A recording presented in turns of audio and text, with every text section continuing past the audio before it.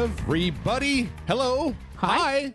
What's up? Greetings and salutations. It's time for another RageSelect podcast. Yeah, RageSelect. I'm Jeff. I'm Amanda. Hey, Amanda. Welcome back. Yay. It's been a little bit, I think. I think it's been a little bit. I don't know, man. It feels like every day. Yeah. And It's starting to get, it's like, it's on the cusp of becoming Texas summer, and then it's just a big fucking motion blur until October. yeah, it's just like a sweaty fucking mess the whole rest of the... Yep, that's it.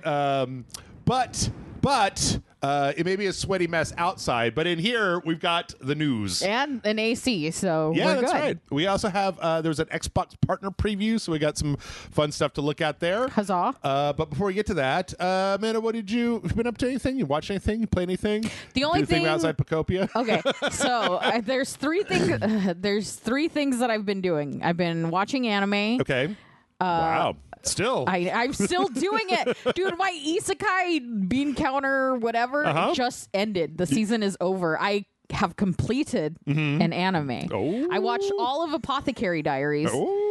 I've watched all of Don to Don. Yep. I'm in the middle of the first season of Free Run. There you go. And I'm still watching You and I Are Polar Opposites as it comes out. Yeah, I believe but that's probably just about over, right? Because the winter stuff is getting ready to end, and spring, like anything that has a half season, is getting ready to end. Yeah, and then spring is getting ready to start up. Yeah, I think it has one, maybe two more episodes, and then it might hit a break. I think it's 24 episodes. Okay. So I think it's going to hit a break, and then it'll come back later. So now you're going to find out the joys of the Core 2, where they do 12 episodes, and then there's a 5-month break before you get the second half of the season. I'm grateful that I have Free Run to hold me together until I figure out whatever else also, I meant to tell you this before, that I feel really guilty about turning you on to Free Run, because apparently this season of Free Run is like a 10-episode season. The second season? Yeah, instead of 24. That's fine. Yeah. I still have so much to, like, when you binge, it doesn't feel like that. Yeah, Do you know what I mean? But yeah, it's good. I cried in the second episode. Oh, there you go. So like, it's a very heartfelt show, Free Run. It's really interesting, like, conversation about companionship. And I was like, oh, she's gonna realize things, and it's gonna be too late to realize them because everybody's dead. It's episode 1 through 4. Yeah. So it's like kind of sad, but good in a good way. And I like all the characters, which I didn't think I was going to. I really like Free Run. As time goes on and you see more of the like day-to-day life, I like the way that she sleeps like a crazy person. Yeah. Even though she's like this very demure 1,000-year-old elf. And that's how she looks so young, because she gets a full fucking night's sleep. And then when she goes to sleep, it's like, you can't control what you look like when you're asleep. So she just sleeps like a fucking gremlin, just like hanging half off the bed with her hair just all off of one side. She's oddly physical with Fern, with her apprentice, where she'll like sleep and then like snuggle into her, and I'm like, this feels uncomfortable. Don't fucking touch me. Yeah. No, Free Run's good. I've been really enjoying the latest season. Free Run's interesting because Free Run does not have the action beats of like a normal no, it's very slow paced. A normal what do they call it? Shonen anime, right? Where they try to make sure that there's some kind of crazy action going on all the time.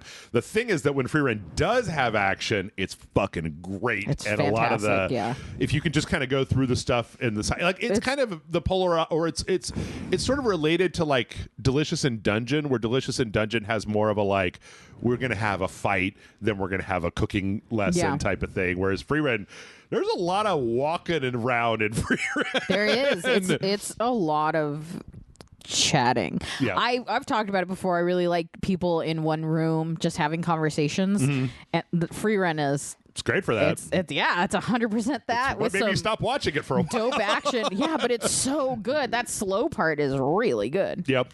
But I thought it was great. All right. I watched a really, really, really, really bizarre movie last week. So I've been on like I'm looking at Rotten Tomatoes for high Rotten Tomato scores movies. And last week, the stuff that came out, it was like that Sam Raimi movie came out on VOD. Oh, yeah. And I was like, I'm just not all that. Shit. I'm just not all that interested in that Sam Raimi movie. And then there was this other thing that was on there that was called Nirvana, the band, Nirvana, the band, the show, the movie. Yes. And it was like 95-95. It was like huge critic and audience score. Yeah, my best friend loved it. At first, I was like, I thought it was like a Nirvana documentary or something, and it is absolutely not. Because like I was like, well, what is this? And apparently, it's like it was like a Canadian access show, then YouTube show, then TV show, like old YouTube too, like old YouTube, and now movie, and it's about these two guys that are trying to get a gig at this one place in Canada, and that's the plot of every episode of the show, and it's also the plot of the movie. And the movie, it was a very bizarre movie. I feel like talking about it was very heartfelt, but it was also, I don't know, I don't want to get too much into it, because about a third of the way in the movie I was like, oh, this is just a modified version of this other movie, of another very famous movie that's out there, like down to they're just using the score. They're just using like some of the iconography of this other movie to the point where I'm like, I think this is actionable, you guys. In fact, there's one point in the movie where one of the characters turns to the camera and is like, we didn't get the rights to any of the music in this movie, so if you're watching this in a theater, hey, congratulations, you might not ever be able to see this ever again. That's amazing. And anyway, it was so weird. It was just going into something. It would be like turning on, I'm trying to think, like it had, from what I've seen, what's that movie with the two, Jermaine Clement, or that show? Flight of the Conchords? Flight of the Conchords. I've never actually watched that show, but I've watched some of their stuff. It kind of weird indie band scuzzy kind of stuff, like a vibe of like Tenacious D's TV show. Yes. Yeah. It also strangely, I wish I could get into more specifics because I really would like to say stuff, but it did something that I've talked about a bunch of times before, of remaking. There's like there's a movie from the 80s. There's a movie franchise from the 80s. You can figure out from my vagueness, then you're very good at this, but there's a movie franchise from the 80s that I've always thought would make for an excellent remake potential right now. That the premise of it like worked in the 80s, but that it would totally work right now.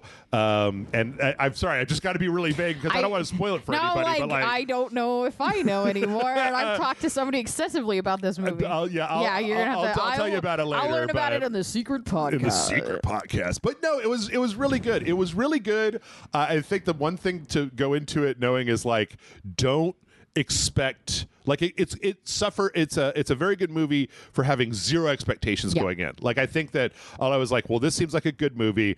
I talked to Martin who said he saw it at South by Southwest and that it was very good. Michael had seen it. He said it was very good. So I was like, okay. Well, everyone I know that's seen it has loved it, and no one has seen the previous show.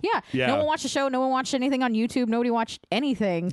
Everyone goes like, I just went in blind and watched it and enjoyed it, and it's like, what the fuck? You just raw dog in movies now? I mean, sometimes it works to its advantage, though. The one thing I will say is that it's very, I could not figure out for the life of me.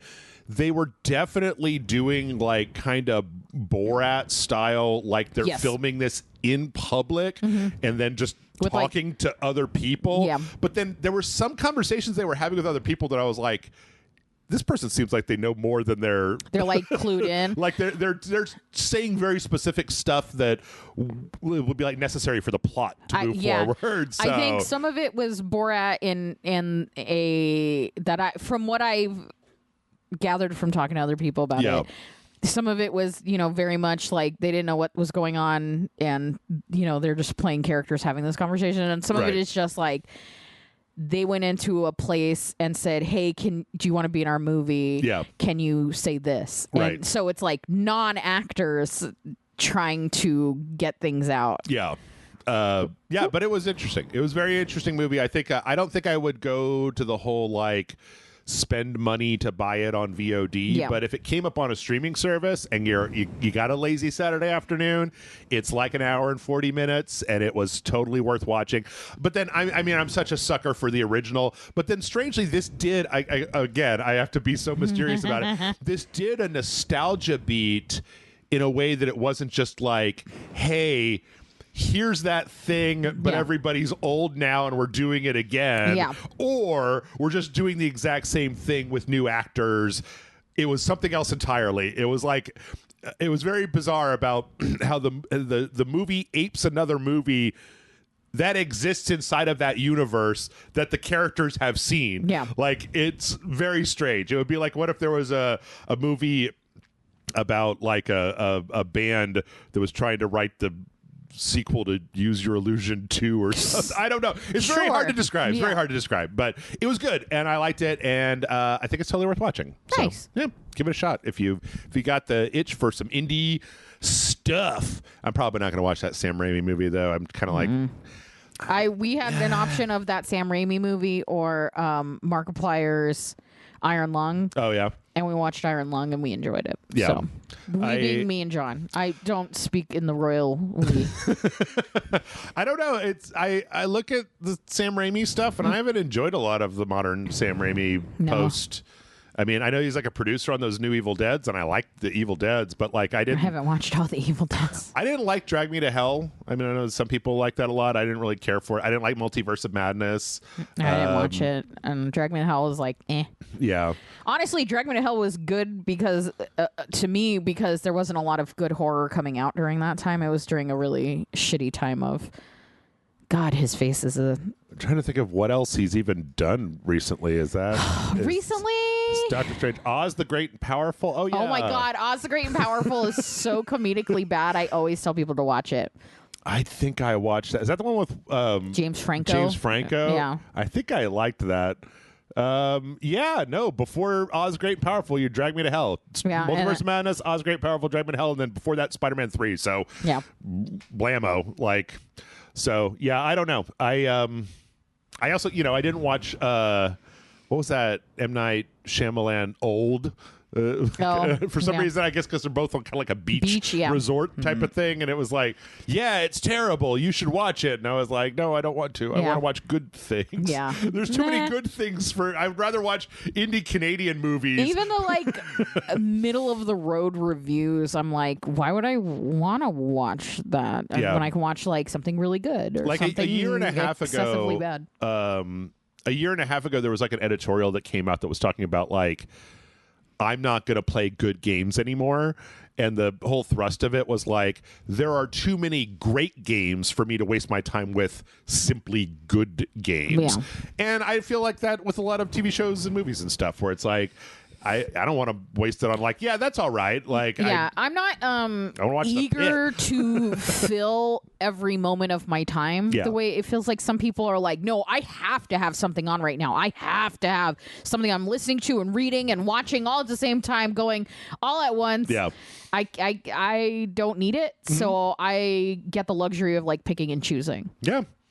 And I enjoy it. And also, just because I want to mention it, Ryan Gosling had one of my absolute favorite quotes for Project Hail Mary. Not in the movie. I haven't watched it, though I want to now, because he said that it is not the moviegoer's job to keep movie theaters alive. It's movie makers' job to make good enough movies to get you to go to the theater. And you know what? Fucking yes, Ryan Gosling. I agree wholehearedly. Yeah, I was like, you know what? I will go watch Project Hail Mary. I don't, not okay. We got to move on. But No, like, just one last thing is, the last time I went to a movie theater, it was the Gateway place by my house, and it was just like a Cinemark movie theater. Yeah, it was like a standard theater. But they replaced all the seats with the recliners, and the recliners are unfucking comfortable. Yeah, I agree. Because the only way to be comfortable in them is to lay down. Yeah. And if I lay down in a dark fucking movie theater, I'm probably gonna fall the fuck asleep. Also, if I lay down and eat popcorn, do you know how I feel like Jabba the fucking Hutt? Just give me a goddamn chair. I just don't want to be like laying down. I'd rather be lounging on a dais with a fucking Muppet than laying in this recliner. I'm not trying to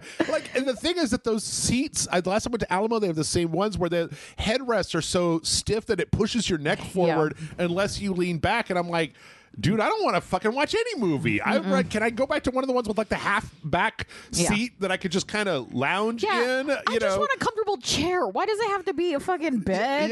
Yeah. Turn down service. Like, goddamn, guys. Why? They're like, do you want a body pillow? Bag? Yeah. Like just a bean bag on the floor. That's the waifu pillows. We made the entire. This theater is just one big mattress, and so everybody could just you could jump up and down. That's a specific theater. You get a bunch of blankets.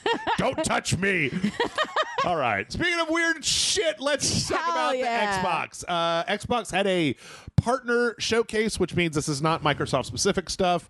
This is just a bunch of friends and family of the company. Bunch of stuff coming out. I've said this every fucking time we do one of these, but we're going to try to do this whole thing in one part because it's not that interesting. We're going to skip a bunch of stuff. Hell yeah, skip them. I mean, it's not. There are a few interesting things in here. Like, we're just going to talk about an uninteresting thing for 45 minutes. Yeah. I think we already have. This is the show, goddammit. It's been this way for 10 years.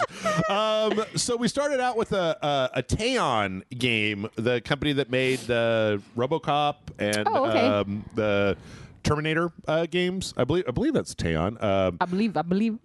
And it was a very cinematic trailer. The thing is that they kind of gave it away because they talked about they showed the White Wolf logo at the beginning, so it's like, oh, well, I know that this is going to be some kind of Vampire the Masquerade thing. And so they have kind of this cop, and he's in this building, and he finds this lady that's all tied up, and it's like, oh, cool. And then he radios, and he's like, yep, didn't find anything, over. And then, like, he turns into a vampire, and all the lights turn out. Yeah. Apparently, this is going to be, unlike a lot of the other Vampire the Masquerade, this is going to be a game where you're hunting the vampires of Vampire the Masquerade. Because after that part, it switches over to kind of like, it's like this kind of group of vampire hunters, and a whole thing where they're busted into the police station, and they got like a guy that looks like he's right out of like late Buffy the Vampire Slayer season. This is really like early 2000s. I'm alternative. Yep. I listen to Papa Roach. I do like the fact, I love his little jacket though, because he's some kind of like, they got the crosses and everything, and the back of his jacket has a snake that's like twisted around a crucifix. The crucifix is like going through the snake. It looks like a punk rock band. It does. It looks like a Christian punk rock band. That looks very specific. This guy's going to be in a Christian punk rock band. That's amazing. So yeah, but this is all there is. It's just like a little cinematic trailer. What I'm worried about though, Amanda, is the fact that there are 3 vampire hunters on the screen. Makes me think this is going to be a 4-player multiplayer co-op game. So I've played Hunter of the Reckoning, the older games. Loved them as a kid. Was this a specific video game franchise or? Yeah. Oh, okay. I think it was like. I did not know that. God, I don't even remember. It's been a long time. I haven't played them since they were new. Huh. I had no idea. But very fun. This says tabletop. It started as a tabletop. But my brother and I always played it multiplayer, so it always felt like it was supposed to be a little like pre Left 4 Dead vibes, but I think higher up you weren't like first person on it. Okay, so it was a multiplayer Hunter the Reckoning video game. Yeah. Oh, okay. Oh, I remember this. Okay, so it's we loved like it. I don't remember anybody else liking it, but we had such a good time as kids. My brother and I were literally just talking about Hunter the Reckoning, and then he sent me this. Oh, but I haven't watched it. He just sent it to me and then said, "I think I manifested this," and I'm like, I guess you did, bro. Xbox and GameCube 2002. Yeah, and it looks like a kind of like a third person type of thing. So you do like split screen, 2 people on the same screen. It wasn't split screen. We were just together on the same screen though. Oh, okay. So because we were just local co-op. Okay. Co-op. Wow. And it was fun. It was violent, and then there'd be like giant monster teddy bears and. Cool. Well, I'm glad you're here. I mean, you know more about this than I do. Yeah. I mean, it'd been so long. I mean, what has it been like 20 something years? I do feel like it's a little bit of a gamble, because I feel like so many companies get involved with the Vampire the Masquerade like franchise, and then it kills it doesn't do well, because there's like one game that did very well in that franchise, and everybody else that's touched it has gotten their hand burned. I'm telling you now, Hunter of the Reckoning was not even then wildly successful. So like, I can't imagine a bunch of people. I mean, I'm sure somebody in the comments could be like, actually it sold a lot or whatever. But like, I remember growing up and we couldn't get anybody else to play that game with us because nobody wanted to Well, the thing is, Teon made the first good RoboCop game in a million years and the first good Terminator game in a million years. Yeah. So, like, they've got a pretty good, I trust them. So after RoboCop, I will give that a shot to see what happens. Okay, next up, Wuthering Waves is coming to the Xbox. This is just one of those anime waifu free-to-play things. Hell yeah. Already out on the PC, already out on the PlayStation. Michael and I played it. It's fine. It's going to come in July. So, just FYI. Sick. Let's see. From there, we got a little bit more of the Expanse video game, Expanse Osiris Reborn. It's being made by Owlcat Games. This is very, like, third-person Mass Effect-y, like a kind of third-person cover-based shooter. It seems like it's in the Expanse universe. It's a bunch of space mercenaries doing stuff. There's parts of this trailer that show, like, there's going to be some, but can I have sex with an alien? I don't think so. There aren't really... What the fuck? There aren't really aliens in this universe. The only aliens are, like, these weird zombie monsters that kill everything. Why would you have space travel and not have aliens? I don't know. It's very well. Like the space travel in the Expanse universe is like from here to Mars. That's basically, or like from here to Saturn. Yeah. Like it's all in the solar system, so it's very. But this crunchy. solar system is the worst. Yeah. I don't know. It's weird because I was a huge fan of these books, but then the show was so different than what I had in my mind that I was like, I can't. Even though the show is apparently very good, I just was not able to get into it. But this just looks like straight up fucking Mass Effect with an Expanse skin over the top, and it looks nice. Yeah, you know. So I imagine if you really like the Expanse, you'd be like, "Fuck yes." Well, I think I would probably fucks with this because like. It's not trying to tell the story from the books the way that the show is.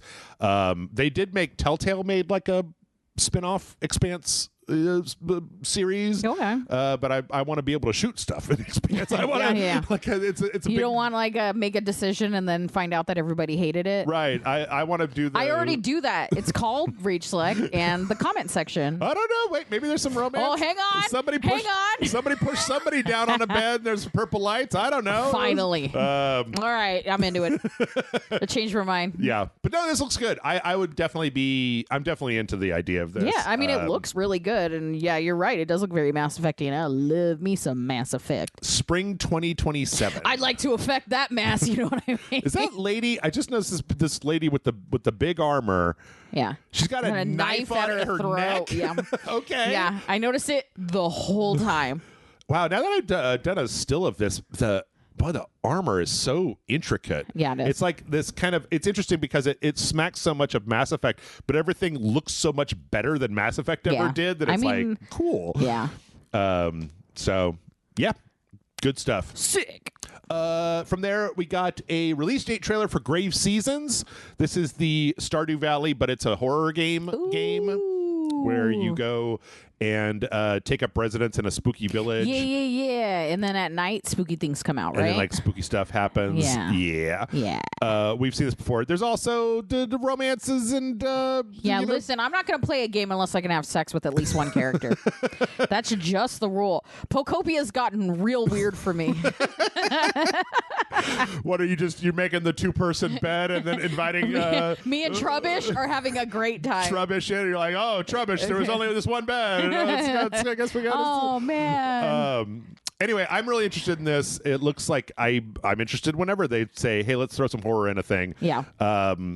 And we actually have a full release date of August 14th. I'm kind of mad because we're like in March of 2025 or 2026, and now everything is like August or 2027, and I'm like, yeah, man, this is about the time when that shit starts. But like, for the first couple months of the year, it's like it's coming out in April, and it's like, that's like 2 months away. We're gonna hit the like dry spell for a little bit, and then we'll hit August, and you're gonna be like, I have too many games to play. I've always liked that. Yeah, I know.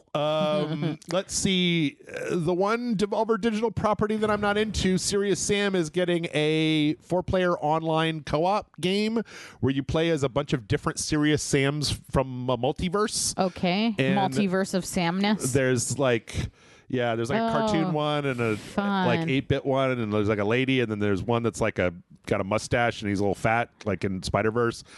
I've never been a big fan of Serious Sam. Nope. It's too pure for my world. It's just like, do you want to shoot 1,000,000 dudes? And I'm like, but why? And it's like, don't worry about it. This one appears like it's trying to have some kind of story, but I don't really care, to be honest. I've tried a bunch of times and I'm not into it. So, how dare you say that in front of my Volvi tattoo? It's coming out sometime this year. So, let's see. From there, we got a brief.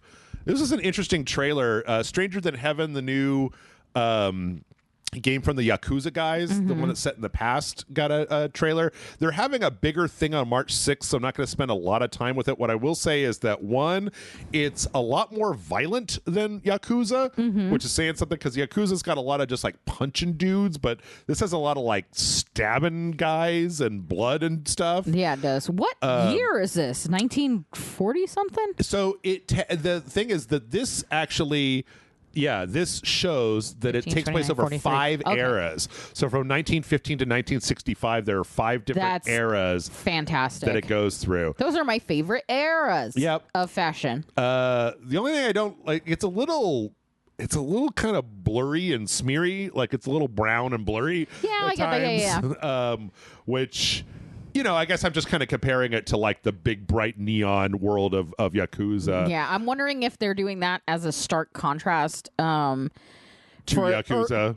To the Yakuza, but I bet when you get into the 60s, it's going to brighten up. Yeah, maybe. So, I feel like they're going older to show you. Is that Snoop Dogg? It looks a lot like it does look like Snoop Dogg. When they go to him, he's smoking. He's smoking. He's got the very long face with the long beard. He's smoking. That's I'm pretty sure that's Snoop Dogg. You know what? Okay, I was like, it does kind of look like him. And then, you know what? I paused it at the right time. You're like, nope, that is Snoop Dogg. 100% All right. Snoop Dogg. So also Snoop Dogg. Anyway, May 6th, they're going to have a much bigger thing, so we're not going to spend a lot of time on it. Yeah. I'm interested in this. I think that he's a time traveler and a world traveler. I think there's a lot. Also, it looks like you can romance some people in here. Yeah. So, I mean, yeah. Yakuza, like... I don't know that Yakuza games are relatively chaste in a lot of ways. But there is always, he's not always. goes to like the maid cafe. Yeah. But then he's very polite and respectful. That's true. And then he ends up running the place, even though everybody's throwing themselves at him. Yeah, so, that's funny. Anyway, I think that there's a narrative that RGG has been working on this, and that's why all of the Yakuza games have been kind of not great or recycled a lot recently. Yeah. So I don't know. We'll see. I think that looks really cool, and I'd be really interested in the history of all the eras and how they string those together. What, a retro game set in a not often explored timeline? I would fuck that shit up. The deuce, you say. Let's see. Super Meat Boy 3D got a release date. This just got a trailer with a guy dying in Super Meat Boy and trashing his house as he dies all the time. I don't like Super Meat Boy because you die all the time and it's not. And then you trash your house, and then what are you going to do? Yeah, and then you break a controller. So, March 31st. So, like soon. This week. I'm so mad they didn't have more games released sooner. That I want to play. Forever Ago is an Annapurna interactive game that looks too sad for me to ever play. Yeah. It's about an old man and he's remembering his life. It's like Up, but like an Annapurna. Did you want to cry throughout an entire video game? Like good news. An old man in a Winnebago going to all the places that he went to when he was young and like remembering that shit. And Is that not exactly the plot of Bruce Campbell's latest movie? I don't know. I don't know anything about Bruce Campbell's latest movie. But I don't know. I watched this trailer and I was like, nope, this is going right in the bucket with that Visit Your Dog in Heaven game as games that I'm not going to fucking play. Do not touch, yeah. Yep. I'm not interested in feeling sad. That looks exactly like the van from Little Miss Sunshine. Oh, yeah. I could see it. Yeah. Like, take pictures of the decrepit stuff that you used to know when you were younger. Do you remember when you were young and things didn't suck? And I'm like, no. Fuck you, no. So, yeah. Not going to play that. I'm not going to play that. I'll play that one with the teenagers in the 90s instead. That'll be nostalgic enough for me. Yeah. From there, wait, did it have a release date fall of this year? Yeah. The game called Ascend to Zero. I had a hard time figuring out what this was. It's some kind of like top-down action sci-fi game. Feels like there was a lot going on. it's got time manipulation powers, which I like in a game, but then it's also kind of voxel based, which I don't like in a game where everything is made of cubes. Yeah. Which I always What do you got against corners? I think it makes everything look like trash. Yeah. I think if you want to make a pixel game, that's great. But I don't like it when they do voxels because it just makes everything look junky. But I don't know. It could be fun. It just in the midst of this whole presentation, I wasn't impressed. Yeah. I was not impressed. Didn't grab you. Yep. That's coming out July 13th. And a lot of these things are coming to Game Pass. So if anything, if you're interested in any of this, go look it up. Dispatch is getting a release on the Xbox, which is good because Dispatch was great. Everyone loves it. Everyone loves Dispatch. So summer of this year. Make better decisions than Jeff and John. What? We made good. I thought I made good decisions. I don't know. I didn't watch. I just went based on John, and John was like, Jeff makes all the wrong decisions. Well, I don't know. I wanted to date the lady that had her shit together, and John wanted to romance the mess. So, gee, I don't know why he would be attracted to the mess. Hopefully, they will not permanently disable the nudity and swearing like they did on the Switch version. It makes sense on the Switch. Yeah. I don't know who was expecting nudity on the Switch. They just needed to be a little bit more upfront with it. Yeah, I agree. So, let's see. Next up, it was a game called Alien Deathstorm, which is one of the most generic names I've ever heard. Yeah. I'm interested in this because it's being made by Rebellion. So they made the Sniper Elite series, but they also made that Atomfall game that was like the 1960s British countryside thing. Yeah. So they scored a big one with me. That one I played all the way through. So they basically get a free pass for whatever the next game is. This looks like a first-person shooter where you're on like an alien planet, and again, there's like big, like creepy weirdo monsters that you're fighting, kind of Death Space style. They all got they got predator mouths. They all got mandible mouths. Yep. But then also it appears that like there's a part in this trailer where there's like an AI or something talking about like storm conditions have become like hazardous to all life. Please seek shelter immediately. And there's a part where you see like this huge tower in the distance just get kind of annihilated by just like wind. Yeah. So they really put in the storm in Alien Deathstorm. Oh. So yeah, I don't know. I'm interested to know what the fuck it is. Yeah. Plus, I like the way the monsters look. They got a little grabby. Blah, blah, blah, blah. Yeah, they look cool. Yeah. I mean, it actually looks good for not a great name. Yeah. Coming 2027. Damn it. I might not even be alive then, guys. Come on. I might have faced the Alien Deathstorm of my own by that point.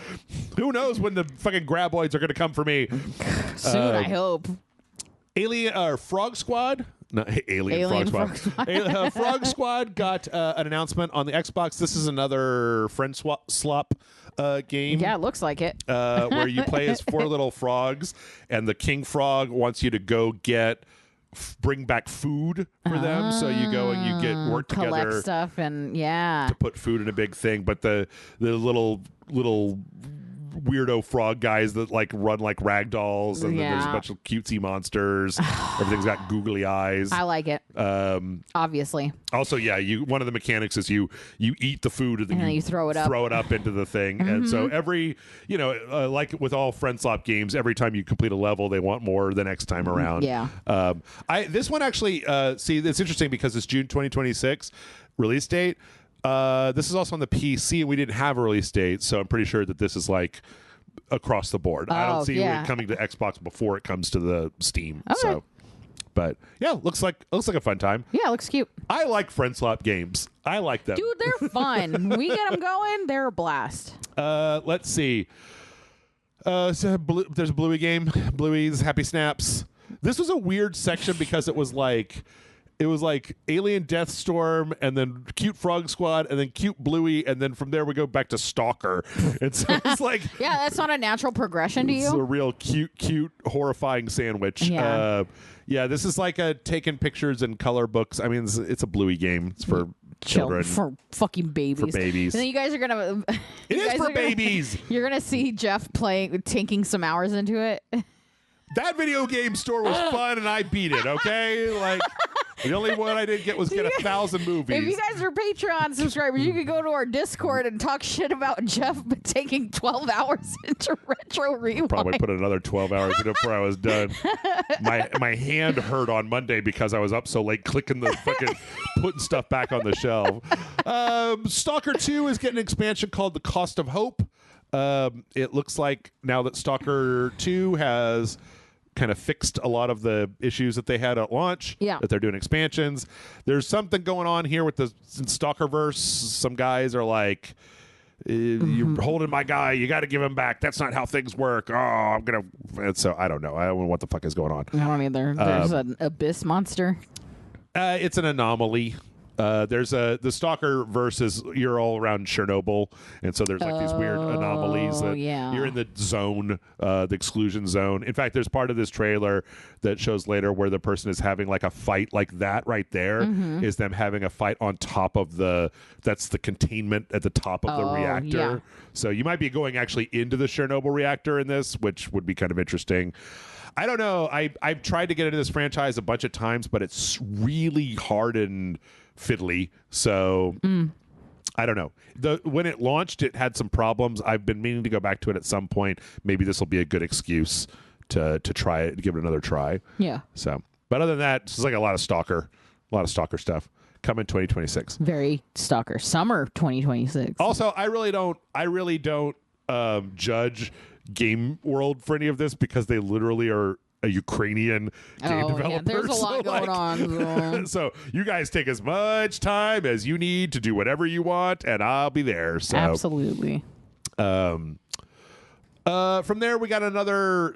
It's like another one of these kind of Sekiro kind of Soulsy third-person Asian-inspired action games. This is called Musa: Dirty Fate. And apparently it's very, I think that we started with the Japanese stuff a la From Software. We've moved into the Chinese stuff like Black Myth Wukong and some of those other stuff. These are Korean now. Okay. So we're getting the kind of medieval Korean hack and slash stuff. That's cool. I mean, this just looks like blood and dust. Yeah, apparently there's like a lot of cannibalism in this thing. I don't know. All I know is that like they got the guys with the pilgrim hats. I don't know what those guys are in Korean mythology. But when you actually see the game, it's it's like a third person action thing that's obviously made in Unreal Engine 5, and you're doing a bunch of action. I mean, there's a whole slate of these that have yet to start releasing. They all look good in a trailer, and some of them are incredibly boring to actually play. Yeah. So I don't know. We'll have to see what happens with this one. So yeah. I mean, again, it looks good in a trailer. Yeah. But they're also starting to kind of all glom together where they don't really have a lot of outside of there's nothing really distinct coming out of them. It's outside of the pilgrim hat Korean guys, it's like I don't know. I don't know how to tell the difference between like cultures or or like significant mythical figures or historical figures. Yeah, I didn't know this was Korean until I looked at the description of it, and then I was like, oh right, the guys have the hats from K-pop Demon Hunters. Like, but I don't know outside of that how to tell the difference between like a Korean mask or a Chinese mask or a Japanese mask. Yeah. Like sometimes, so I don't know. Sometimes we're just stupid Americans. That's right. But it's coming out 2027. I don't know. It does look a little unpolished. Hopefully they'll get a little bit more polish on there. We got a little bit of time left. The Eternal Life of Goldman is going to be on Game Pass, and it has a demo out now. Harvey Goldman. This is something I've been looking at for a while. This is like an old man with a cane, kind of Scrooge McDuck. I love it. He kind of looks like an old Doug Funny. Yeah, and it's like very pogo. Like side-scrolling pogo. I love the way everything looks in this. It's got incredibly good animation. Yeah, it's kind of beautiful. And you change out the different parts of your staff or your cane for different power-ups. I've been watching this for a while, and it's looked very good every time I've seen it. Yeah, this looks great. They had a little tagline at the end that was like, some people get so old that they just forget to die. And apparently that's part of the Eternal Life of Goldman over here. Nice.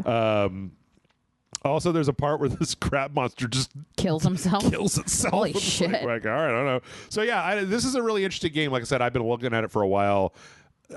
very good animation. Yeah, it's really pretty. I'm super impressed. Yeah.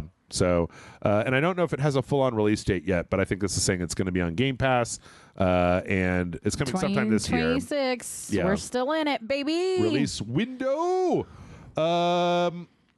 Okay, yeah, we've got 3 more, so we can get through these. Hell yeah. Skip them. Vaunted is a an alien kind of like tactics game, like a third-person action tactics, like Mercenary Squad full of aliens game. Okay. The thing is that from the description, I couldn't get it from the trailer, but from the description, it sounds like you're going to be playing the game from a few different perspectives in a kind of a Rashomon, like the story from different characters' perspectives. That's kind of neat.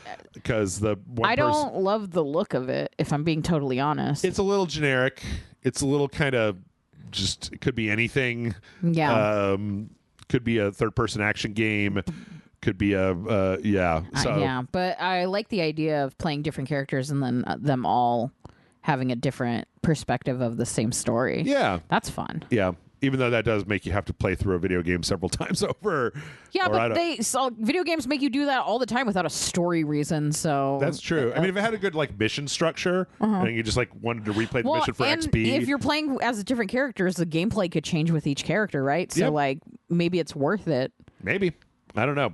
It is a little generic looking, so I'm not entirely sure. Yeah, it's a little meh, but that's I don't know if there was I don't recognize any of the developers. So, all right. And then finishing up, we got 2 more here. Hades 2 is coming to the Xbox. Everybody knows what Hades 2 is. Yeah, everybody's so excited. Are they? I don't know. Everybody loves Hades and Hades 2. I didn't like Hades 2 as much as Hades 1. So it was one of those games last year that was like, I liked it. Don't get me wrong, but I liked the first one more. So April 14th, coming to Xbox Game Pass. Soon. And then the last thing was a brand new trailer for a thing called Artificial Detective. And it appears that, like, from the gameplay, this is like a kind of a third-person action-adventure game in a future where there's only robots left and there's no more people. Sure. And you play as the only robot cop in the future. Hell yeah. And do I get a robot 5 o'clock shadow? no, but he does have some bonkers robot hair. Yeah, why? Who gave him a pompadour? And then so from here you see there's like it appears there's like a human, like you get like a little girl or something. Yeah. And you're trying to figure out like what happened, and there's some kind of like there's these little black cubes that will inhabit robots and then turn them into psycho violence. So I don't know. I'm unclear. I'm a little unclear about what exactly is going on here, but I like the creativity. I like the idea. Yeah, and yeah, I'm into it. I like a the weird art style. Future world. I like the concept. Mm-hmm. I don't like robot hair, guys, but I think I could get over it. Well, maybe he was supposed to. I was kind of hoping it would be like this robot in the trailer, where it's just like a crash test dummy with a helmet on. Yeah, so it's like a third-person thing. You've got a robot dog that'll help you out with some of this stuff. Oh, can I pet that dog? I would hope so. If I can't pet the robot dog, I mean, 0 out of 10. I don't know what kind of fool would make a game with a robot dog that doesn't allow you to pet the robot dog. Yeah. Oh, I do like that. It's not like the same robot. There's definitely different robots in there. Yeah. And it's also, the main character is very violent. He's just like ripping robots apart. I mean, they're robots. He's also the only one with like human feature, like a human face. I'm sure it's a thing like I was made to work with other humans and they would be more at ease if I had a human face. I mean, I don't know. Yeah, I feel at ease. What if he worked with Clancy Brown at some point? Like, God. What if? So yeah, there was some good stuff in there.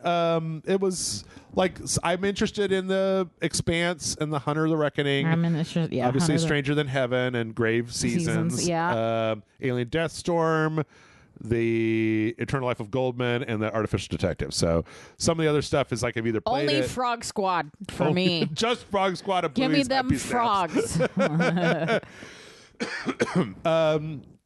Yeah, and there are a bunch of them that are coming to Game Pass. So yeah, that was a little game, little partner showcase. I think it's pretty good stuff. was. So, and with Did we that, do it, Jeff? What's that? Did we do it? We did it. We did it. We got through in one go. Hell yeah. I finally learned how to speed up. Now, I'm going to tell you right now, there is no way we're getting to all the news that I got for part 2 because somehow Skip in my 'em. brain it was like, oh, this is going to take 10 minutes because there's a lot more news left to go. So stick around and you could hear all about that in just a minute.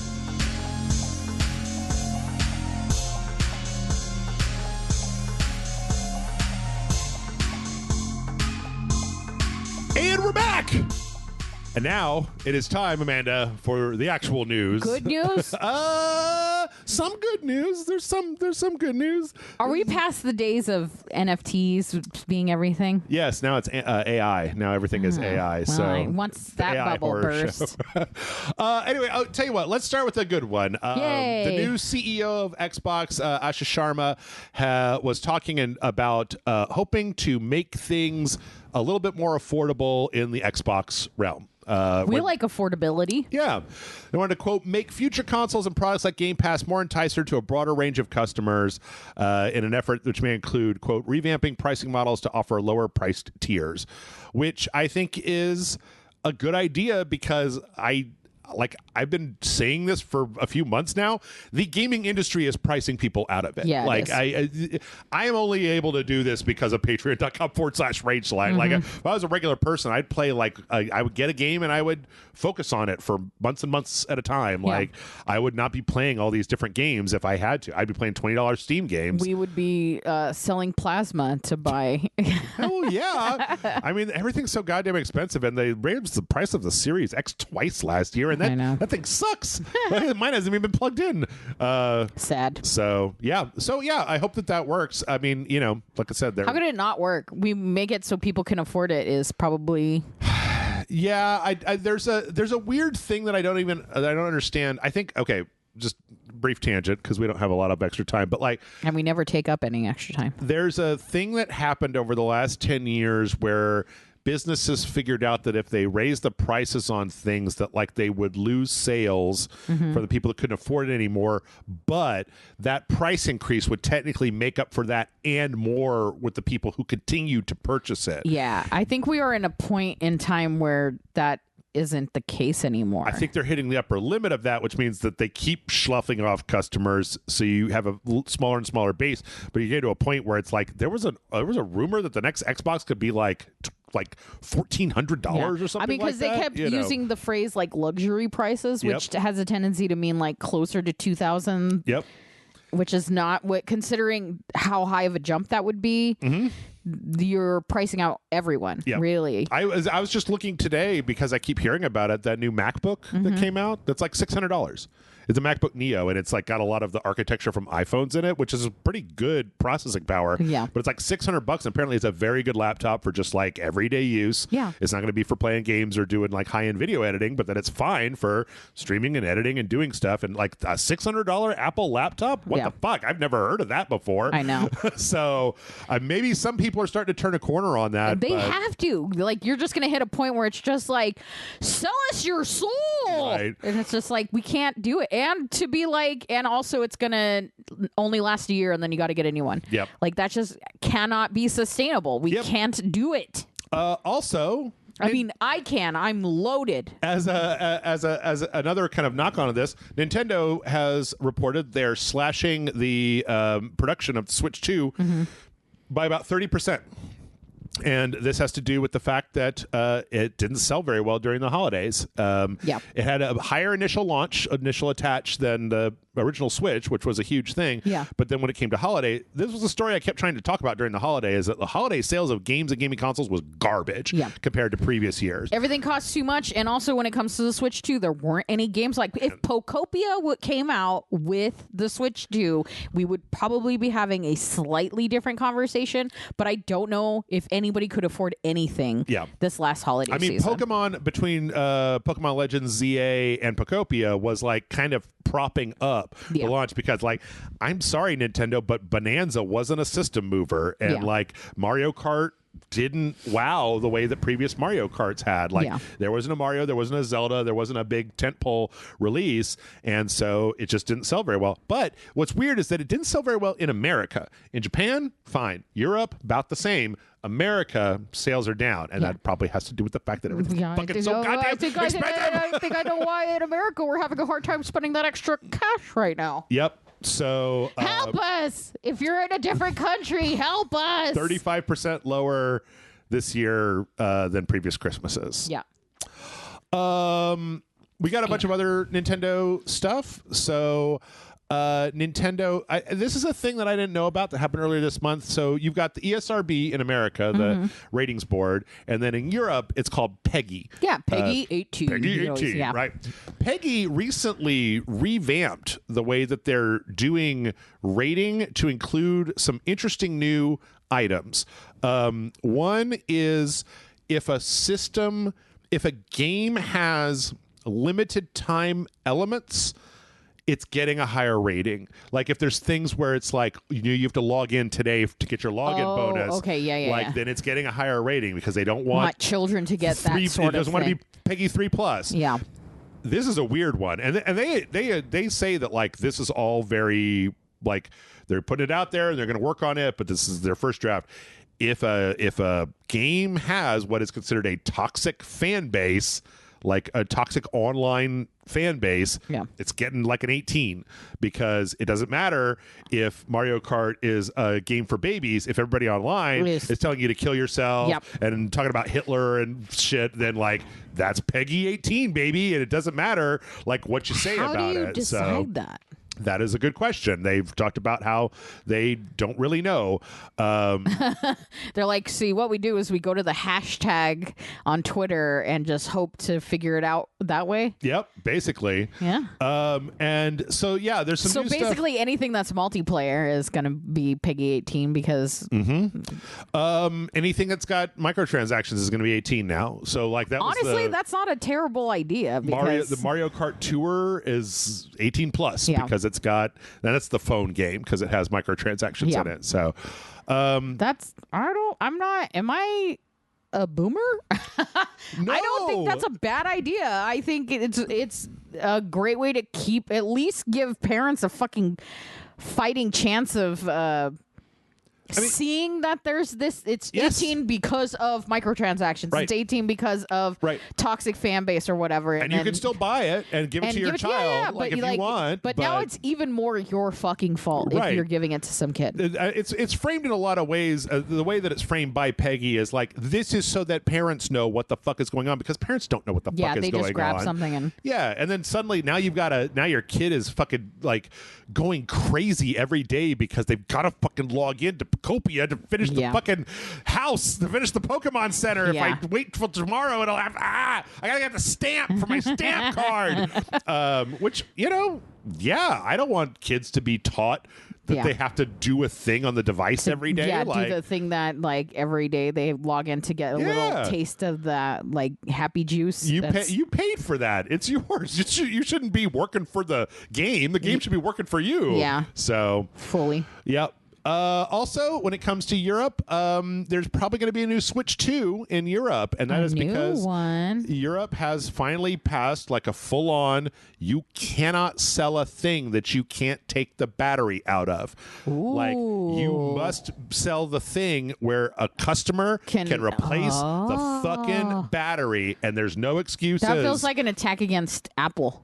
Very much so, as well as any cell phone company that keeps their shit. Yeah. I mean, like, the battery on my original Switch ballooned. Yeah. And I had to take it apart. Now, I'm fine taking the back off of my Switch. But, I realize that a lot of people don't have the fucking iFixit, 80 tip set with the priors and the melters and everything. Yeah.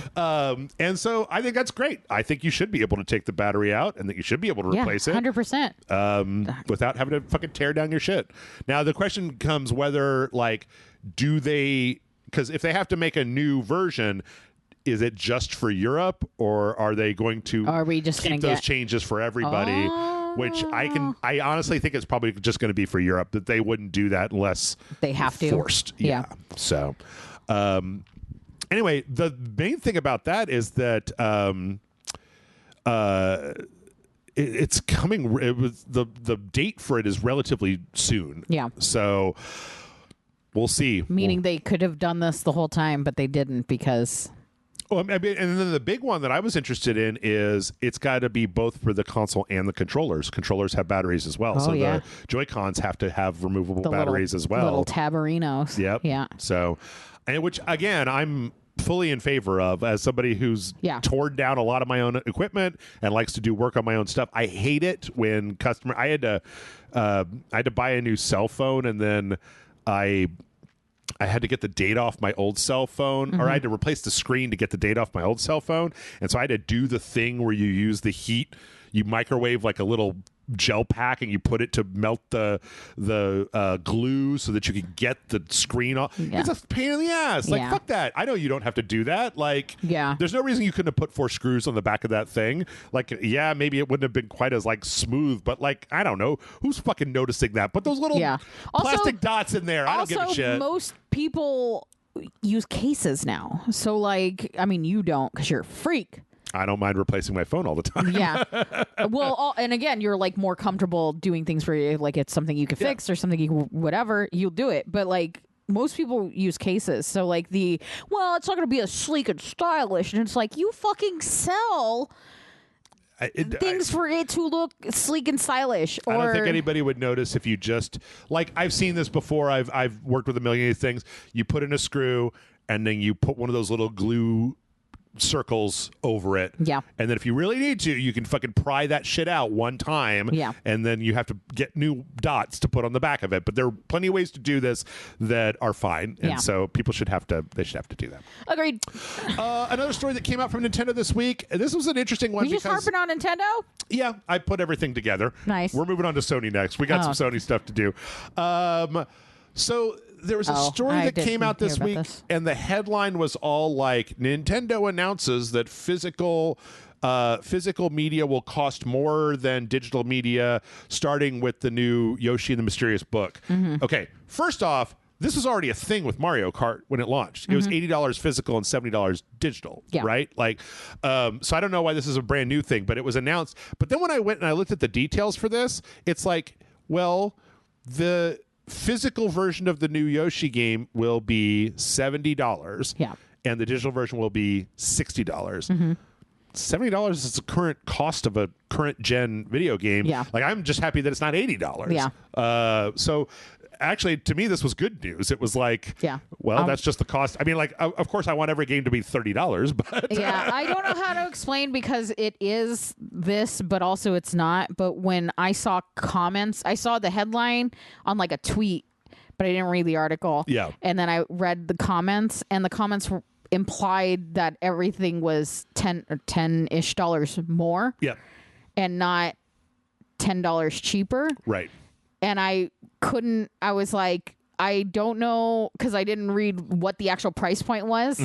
So I was like, I don't know if I could trust this. Yeah. And like, yes, it is technically $10 more than the digital version, but in actuality, it's $10 cheaper, or it's, $10 more than the digital version, but it's just $10 cheaper for the physical version. Yeah, than the physical version. I mean, so it's just like, I guess it's a perspective thing of like glass half empty, glass half full thing. See, there's a couple of mitigating factors just to steel man the other side, basically. One is the fact that for the Switch 2, all of the upgrades to the $60 games for the Switch 1 are $20, making them $80 total. Yeah. And $80 if you want to buy them new on the Switch 2. So like the new Mario Odyssey or Wonder upgrade is $20. The Kirby one was a $20 DLC. Yeah. They're trying to add something on top of it, but it still evens out to $80. Yeah. And that's a little icky feeling. Yeah, I agree.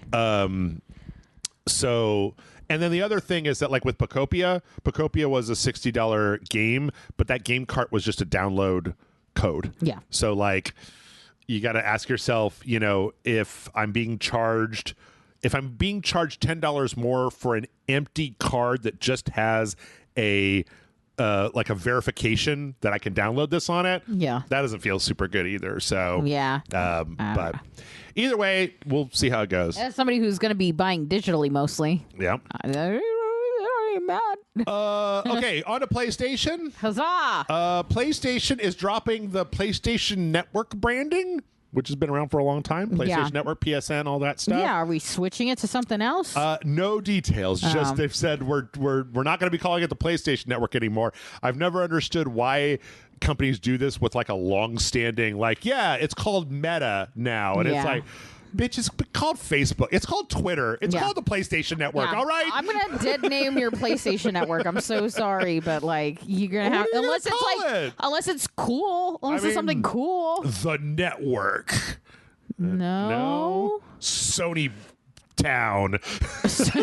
That like pause between Sony and Town. I was like, this could go in so many directions. Yeah, I don't know what it's gonna be, but that's a whole thing. I don't know. It says that there's an internal email sent to developers that informed them that the company had, quote, strategically decided to phase out the terms PlayStation Network and PSN in order to, quote, properly capture the breadth of its evolving digital services. Cool. Yeah. Wow, guys. Let's see. Now for the bad news. I don't know if PSN was good or bad, but Sony closed another studio last week. Boo. This is a studio that had we didn't know anything. It was an ex Call of Duty lead called Jason Blundell, and then there was a studio called Dark Outlaw Games. They were making something for Sony, and they canceled it. Apparently, they were doing a live service thing, and then that got canceled, but Sony kept him around, and they were working on a single player game. Yeah, he's been on some podcasts saying like, "Oh, it was really cool," and I'm like, "Well, of course everybody thinks their game is really cool." Nobody's like, "Yeah, the game sucked, and it's good that it got canceled." A unique game for specific audiences. So we don't really know that much about it. It's just another fucking company on the ash heap of this particular point in gaming history. Yeah. So sad. Yep. I mean, and it's all the same bullshit about like, we're right sizing our blah blah blah blah blah blah. We'll come back to that news later when it comes to Epic. But let's see. This is interesting. We got the sales figures for Marathon. So there's been a big question about whether Marathon was going to be a big hit, a big flop. What was going to happen with it? Yeah. A lot of people wanted it to be a big flop because they like watching stuff flop. Some people wanted it to be a big hit. Bungie right now is suffering because Destiny sales are way down and player count is way down. Yeah. So the idea was, are they going to be able to make something out of this new thing? And the answer is kinda. Okay. 1.2 million copies so far, which is that's nothing to scoff at. Not bad. It has been in development for quite a while. But the weirdest part of it is that it's like 70% of those sales are on the PC. Is that weird? Well, sort of. I mean, Bungie is a Sony-owned studio, and they've been pushing it a lot. But like, it's a multiplayer game, right? I mean, plenty of multiplayer. Well, I don't. But on the I don't know. It just PlayStation. seems like these kinds of. But 19% on the PS5 and 11% on the Xbox. Wow. But the thing is that this brings up an interesting thing that we'll have to see what happens, because this is enough to give this game a chance, but they just put out like their new end game raid basically, and it's still really, really, really fucking hard. Like the player count that they have indicates that there are people playing it. It's not a runaway hit like Arc Raiders was, or even Destiny at its height. So if this is the top of their player count and then people start peeling off when other games come out, then that could spell really bad news for Bungie, because there's a good chance that if this, if in 6 months, if there aren't a lot of players playing this, that Bungie could just get absorbed. Their best developers could get absorbed into Sony, and then just like that previous story, that they get shut down. Yeah. They were purchased for like several millions of dollars. Yeah. And it's kind of been a bad, it hasn't done what Sony wanted, which was get a live service thing that's one of these just money generating things. Yeah. And they bought it right before Destiny took a downward turn, and this hasn't exactly taken off. So they haven't really gotten any benefits from having them. Yes. So sad. Yeah. It was $204 million they spent on that. So yeah, but the thing is that it's like 345,000 daily active users, which is good. It's not great. Like, it's not what a hit, but so I guess we'll see whether that moves forward. But it's just a kind of another bullet point of like, it's not. I mean, again, this is also, I think it's a $40 game in a genre that's not exactly like, I think a lot of people jumped at this genre thinking it was going to be the next big thing. Yeah. And it's not really. Like, some people like extraction shooters. The fan base tends to be relatively dedicated, but it's not exactly like, it's not like you want to play the new extraction shooter. Yeah, I'm not gonna. It's not like I'm like, holy shit, I can't believe I'm playing this Arc Raiders every week. Yeah. So. But yeah, we'll see. I don't know. The problem is that if they make it easier, then the hardcore base might leave.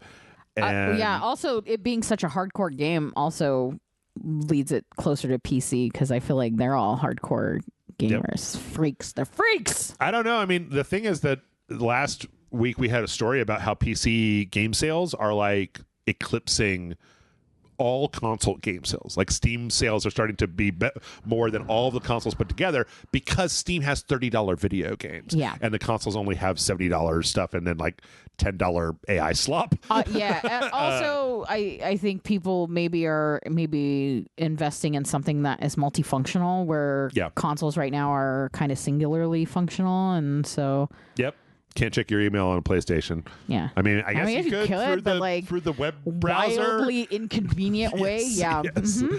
Let's see. Speaking of those AI slop games, Sony just wiped 1,000 games off their store. Hell yeah. Fuck them up. The AI slop on these games tend to be their thumbnails. These games tend to be, they're so fucking weird. They're like a $3 game that has very little gameplay in it, but it gets you 64 trophies, including a platinum trophy. Yeah. And so this is basically the way that people buy trophies. And the way that it works is apparently they put the same game out in 10 different regions that you can switch between to get 10 different versions of the trophies. So when they say they wiped out 1,000 games, it's actually more like 150, but it's 150 that were cloned over a bunch of other places. But it's such a weird thing where I'm even like, why do you guys care enough about trophies that you're going to do that, but then you're not going to fucking just earn trophies? I mean, I don't know. The thing is that I'm actually just go go to a trophy shop and buy a little world's greatest fucking. What does it matter then? When I was like early on RageSelect, I had a friend. I don't really talk to him anymore. Who was like, I'm having a trophy war with you to see who can get the most trophies on the PlayStation Network. And I was like, well, I'm not playing that. And he's like, well, too bad. I'm going to just come over and taunt you about how I have more trophies than you. And then I started RageSelect, and it was like, I just like you playing a bunch of different games. Of games. But I don't know. I almost wish that, like, I'm almost like, well, if people want to spend money on something stupid like that, I guess. I just wish that you could silo those. If there was like PlayStation Network, new releases, PS Plus, trash, garbage to shove into your trophies. Yeah. But I guess Sony also probably doesn't want people doing that because it devalues the non-existent value of. I don't know, dude. I don't know, man. Anywho, all right. From there, let's take a brief sojourn over to the real AI controversy. So last week, I assume you saw the DLSS 5 thing that happened. Jensen Huang, the CEO of NVIDIA, came out with a very unfortunate quote. It was in the middle of a sentence, but it was like, well, they're just wrong. And that was what got reported. He is continuing now to do a little bit of a try to get things back on track tour. He was on the Lex Friedman podcast. Here's the quote. I think their perspective makes sense, and I can see where they're coming from because I don't love AI slop myself. This is a definite change in tone. But that's not, so it's kind of a big quote. That's just not what DLSS 5 is trying to do. I showed several examples of it, but DLSS 5 is 3D conditioned, 3D guided. It's ground truth structured data guided. And so the artist determined the geometry we are completely truthful to. The geometry maintains in every single frame. It's conditioned by the textures, the artistry of the artist. So every single frame it enhances, but it doesn't change anything. Now the question about enhancing DLSS 5 also because the system is open, you could train it with your own models to determine. You could even in the future prompt it. So I want to just take a brief moment to get into that. His defense of this whole thing is like, it's not changing the shape of the objects. Yes. It's not changing, like, when you look at the way that Grace gets changed in that, it's the big thing, or the way Leon gets changed. It's like, it's technically not like making her face a different size. It's technically just changing all the detail inside of the face. It's not changing what the street looks like. It's just changing like the detail level of what's in the street. Even if he's right, it's still not good looking. So here's where we get into this as it goes on. Furthermore, quote, it was talking about training it with your own data. Yeah. So, quote, I want it to be a toon shader. I want it to look like this kind of. So you can even give it that as an example. And it would generate in that style of that, all consistent with the artistry, the style, the intent of the artist. And so all that is done for the artist so that they can create something that is more beautiful, but still in the style they want. At which point I go, I don't think you know what artists do. Because the idea I was of like say the intent of the artist filtering over what they've created. So you can make a toon shader that makes your thing look like a cartoon, so that you can spend your time doing what artists really need to do. And it's like, what? Yeah. What is the other thing if not making a thing look the way you want it to? Yeah. As an artist, I'm like, what do you? Like making a sandwich? I don't. What do you think I'm doing this so you can do the important work? Weird. He's like, I don't know, mixing your paints or whatever. Plus, the idea that you could use something. I mean, I don't even know if what he's talking about is that aggressive of like putting having like a to be like Family Grace, Guy, and then it looks like a cartoon. Yeah. Grace, right? When it goes over that, or if it's like, well, you're making a cartoon and you're telling the filter this is a cartoon, so that it makes it just conform to cartoon look, as opposed to making it look like an Instagram filter. Yeah, but even if that's the case, it's like I'm not. This all sounds bad. Like, the more he talks, the more I'm like, this actually sounds worse than what I thought it was. Yeah. And so here's the last part of that quote. I think the detractors got the impression that the games are going to come out the way the games are shipped, the way they do, and then we're going to post-process it. That's not what DLSS is intended to do. DLSS is integrated with the artist, and so it's about giving the artist the tool of AI, the tool of generative AI. They could decide not to use it, It's like, okay. I mean, none of this assuages it's like you're arguing with not the real concern. Yeah. Like the idea of just like, oh, well, Grace has lipstick on now. And it's like, yes, but the geometry didn't change. Yeah. It's like, but that wasn't what I was mad about. Yes. I was mad about the fact that Grace looks like a fucking Instagram model and not somebody who just ran out the door to do a police investigation with no makeup on like she does in the original. I'm worried that Leon looks like he's in a K-pop band now instead of the grizzled fucking 51-year-old dude. Uncle that I wanted him to look like. So I don't like it. And then there was another employee, let's see if I can get all the details on this. There's a GeForce evangelist, marketing specialist, Jacob Freeman, who basically he was on a YouTube video from Daniel Owens, and he basically said like, he was asked if DLSS was effectively taking a single 2D frame as an input with motion vectors to create an output frame. So like Leon's head is moving in this direction. You take that output frame with the motion data of what it's doing. You give that to the AI. It then does the thing. And his response was, yes, DLSS takes a 2D frame plus motion vectors as an input. DLSS is trained end-to-end to understand complex scene semantics, such as characters, hair, fabric, and translucent skin, along with environmental lighting conditions like front lit, backlit, or overcast, all by analyzing a single frame, which makes it sound like what it's doing is just it's an Instagram filter. Yeah. Like it's not worrying about your complex 3D geometry. It's just every frame is being run through a beautification AI filter before it hits the screen, and you've learned how to do that so fast that you can basically do it in real time. Yeah. Which, again, so here's the question I had, Amanda. If this is all happening in real time, does this mean that your Resident Evil playthrough and my Resident Evil playthrough don't look the same? Because if it's interpolating this in real time without like a dedicated set of data, doesn't that mean that the interpolation on my screen is different than the interpolation on your screen? Because they're both working off of data, but we've seen that AI can interpret stuff in entirely different ways. Vastly different ways. Even with the same prompt. Yeah. So like, is it going to look the same for everybody? Or are we literally entering an era where I can't even trust the preview of a game because it's going to look different? Yeah. I don't like it. Ew. Yeah. Ew. Just ew, grody.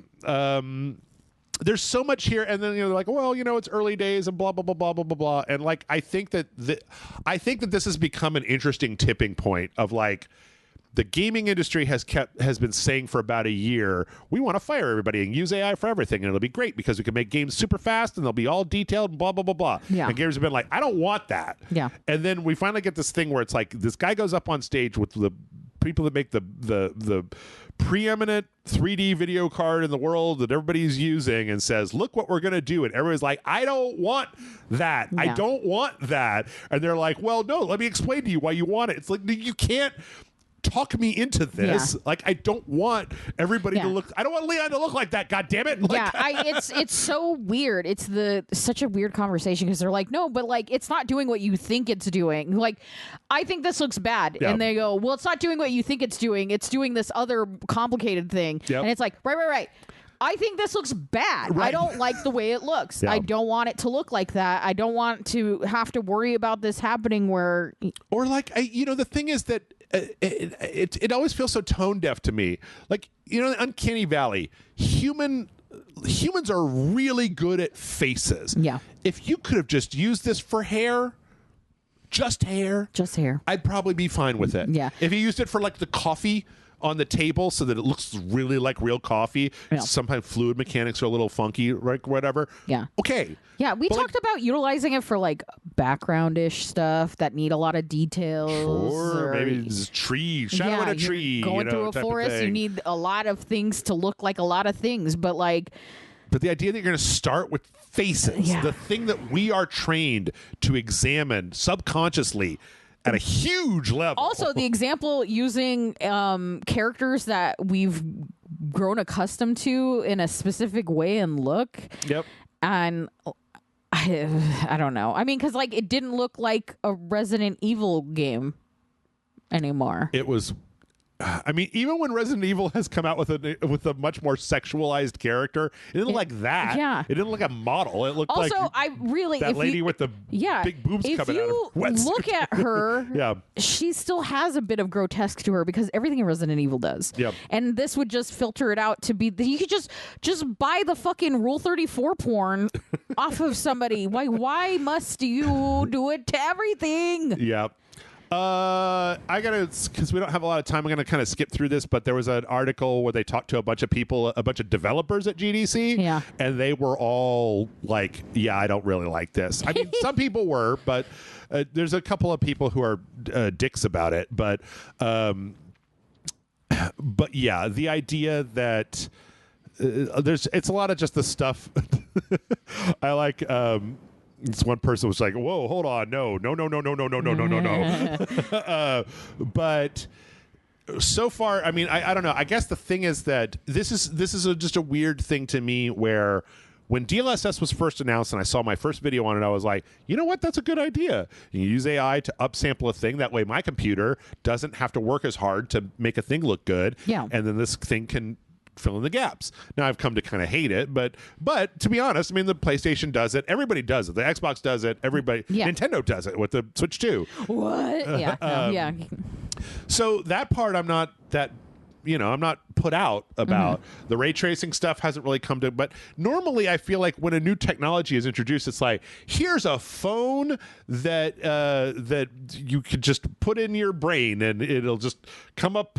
You can watch YouTube videos in your field of vision. Sure. There'd be exciting, right? It'd Yeah. be like, something exciting. Here's a car that costs $100 and it just drives itself and you never have to put any gas in it. And you're like, dude, I want one of those. Yeah. That sounds great. Absolutely. And then when you're done, you just throw it away and you buy another $100 car. It's actually tastes like cheese and you could eat it. And you can eat it. And you're like, wow, that sounds great. Thank you, technology, for making something cool and making my life Dude, easier. I love a cheese car. Yeah. And then they're like, what about this? And everybody's just like, no, Yeah. I don't want it. They're like, well, too bad, Yeah. sucker. We're going to do everything to make this. And it's like, I just have not yet seen We are an in example. a day and age right now, yeah, specifically these last, I guess, 10 years of people being like, you're doing the technology thing wrong. Yeah. Nobody wants any of this. Yeah. You keep pushing the wrong thing because you're pushing money and not innovation, you pricks. You fucking prick. I've been having some anger issues. I apologize, guys. The guy that made Kingdom Come Deliverance 2 came out and said, this is one of the pros. I can imagine the future devs will be able to train this tech for a particular art style or specific people's faces, and it might replace expensive ray tracing. This is just a little uncanny beginning. No way haters will stop this. It's more than a soap opera effect every TV has when you turn motion smoothing on. I hate that shit. I hate that shit too. Okay, so here's an interesting story. This is really interesting. There's a Unity platform called Unity Room in Japan. Mm-hmm. The guy was making a little tower defense game called Typing. It's called Typing something. Typing Magician. Mm-hmm. And it's basically a tower defense where you type various spells to do stuff. Yeah. This guy had been working on it. He showed off a little bit of it on YouTube. And then somebody's watched his YouTube. They fed his YouTube video into an AI and said, make that game. Yeah. And then put it on immediately. Wow. And didn't even it did all the programming and everything, because that's been one of the things that they've been talking about, is that it can do the programming now. Yeah. So that is a whole different story. That fucking sucks. Now, apparently, the guy that made the original, that was making the original game, he had done a game where he ripped off Pokopia and Pokemon, and so he was kind of hated in the community, and it seemed like it was maybe one of the reasons why this person did this. But still, the idea that you could just like maybe we'll go back. To the executives who are interested in this, do you want me to be able to take the trailer for your game and have Grok look at it and then make it for me before it comes out, so I don't have to spend any money on it? Pay for it? Yeah. Are there going to be whole YouTube channels that are a long play that I can then feed into an AI and just get my own Cyberpunk 2077 that I don't have to spend any money on? Yeah. Is that what you're interested in? Because that's what's being sold. Is you can do anything with AI. And it's cool. I guess that means I can just rip off all the movies and TV shows. You wouldn't download a car, would you? Yeah, I would now. Yeah. Give me that cheese car. Again, here's another one where we're seeing some AI in Japan.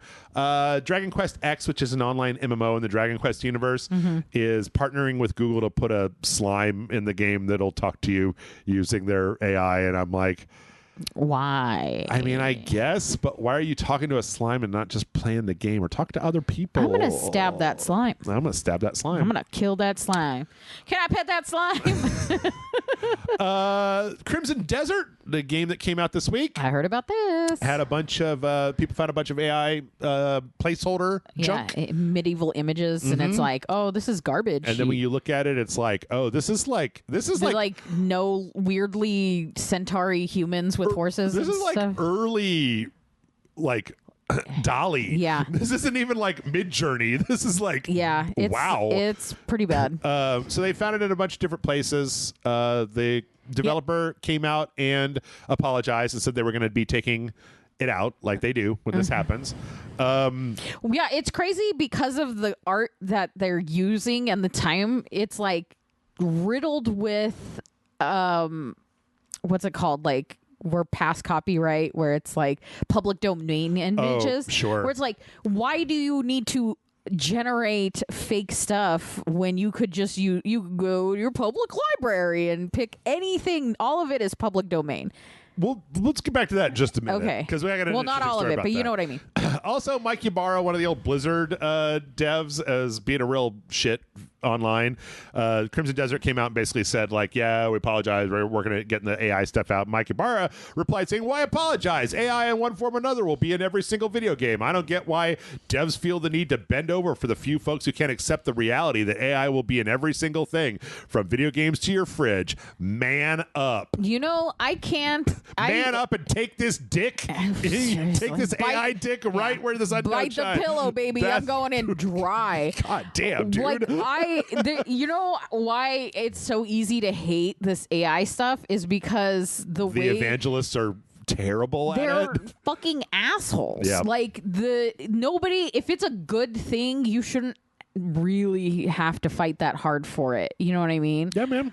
Like $100 cheese technology is useful, and the way you're utilizing it isn't the way people want to consume it, and being like, well, actually, you're fucking stupid, so we're gonna shove it down your throat. It's like, I feel like that's not how nobody had to sell a refrigerator to somebody and be like, you're a fucking asshole for not liking this. Right. Do you know what I mean? Yeah. Like cell phones were pretty easy to get into people's hands. And it's just like people lined up to purchase them. Yeah. So like the idea that they're like, this is new technology, and everybody's like, I don't like the way you're using it, and them being like, no, this is how you're using it. It just doesn't. It makes sense.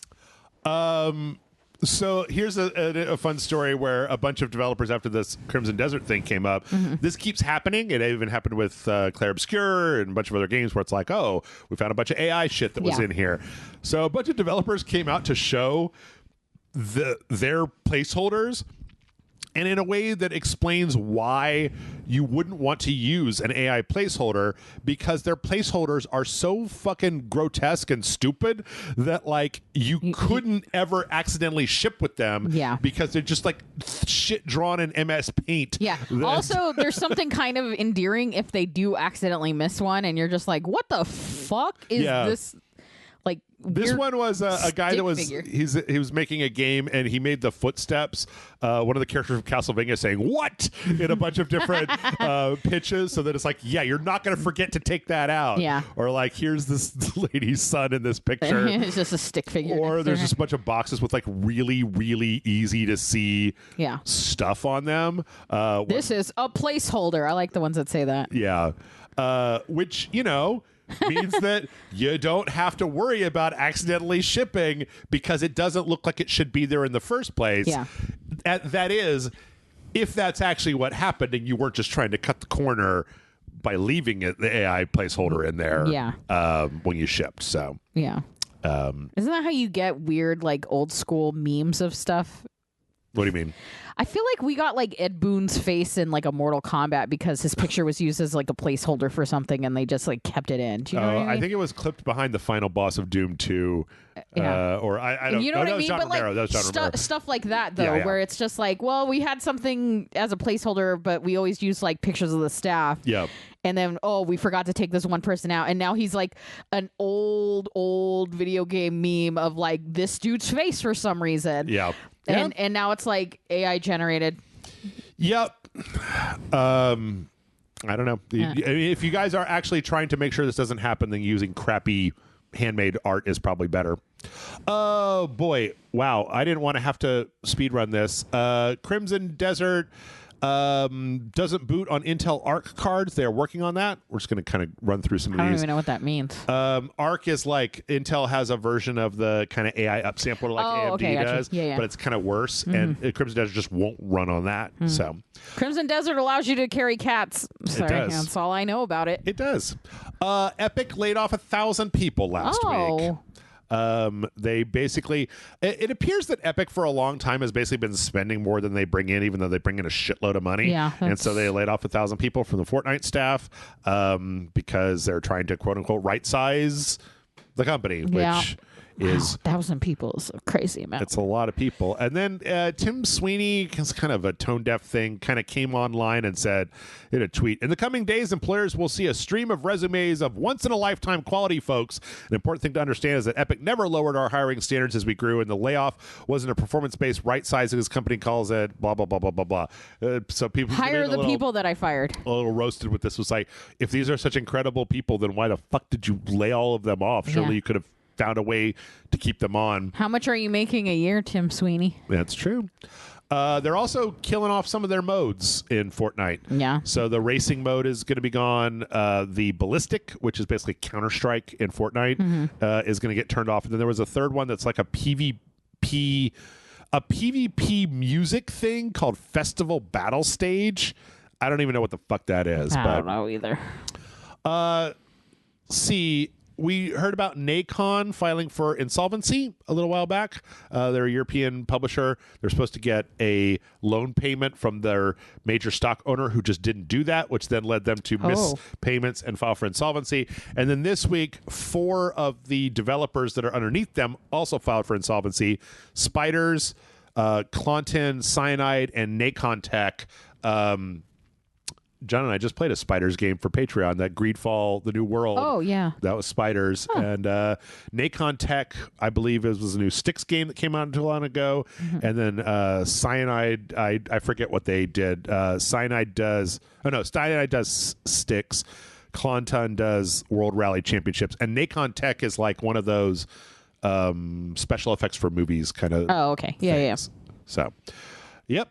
Oh. And they got a big face full from the people who work there, because apparently Nacon has been mismanaged for a long time, where I mean, it sounds like it. they're not moving in the directions that people want to go. They're putting out substandard products. They're giving their executives bonuses, firing people, saying they're going to use AI for stuff, and eventually it all just Imploded collapsed. on itself, yeah. So Well, Subnautica 2 is interesting. Last week, Subnautica 2's legal case got an update as they made them rehire one of the people they fired. Oh, yeah. Because it was like I think I was here for one of those. for improper firing. They tried to take over. Yeah. Crafton tried to take over.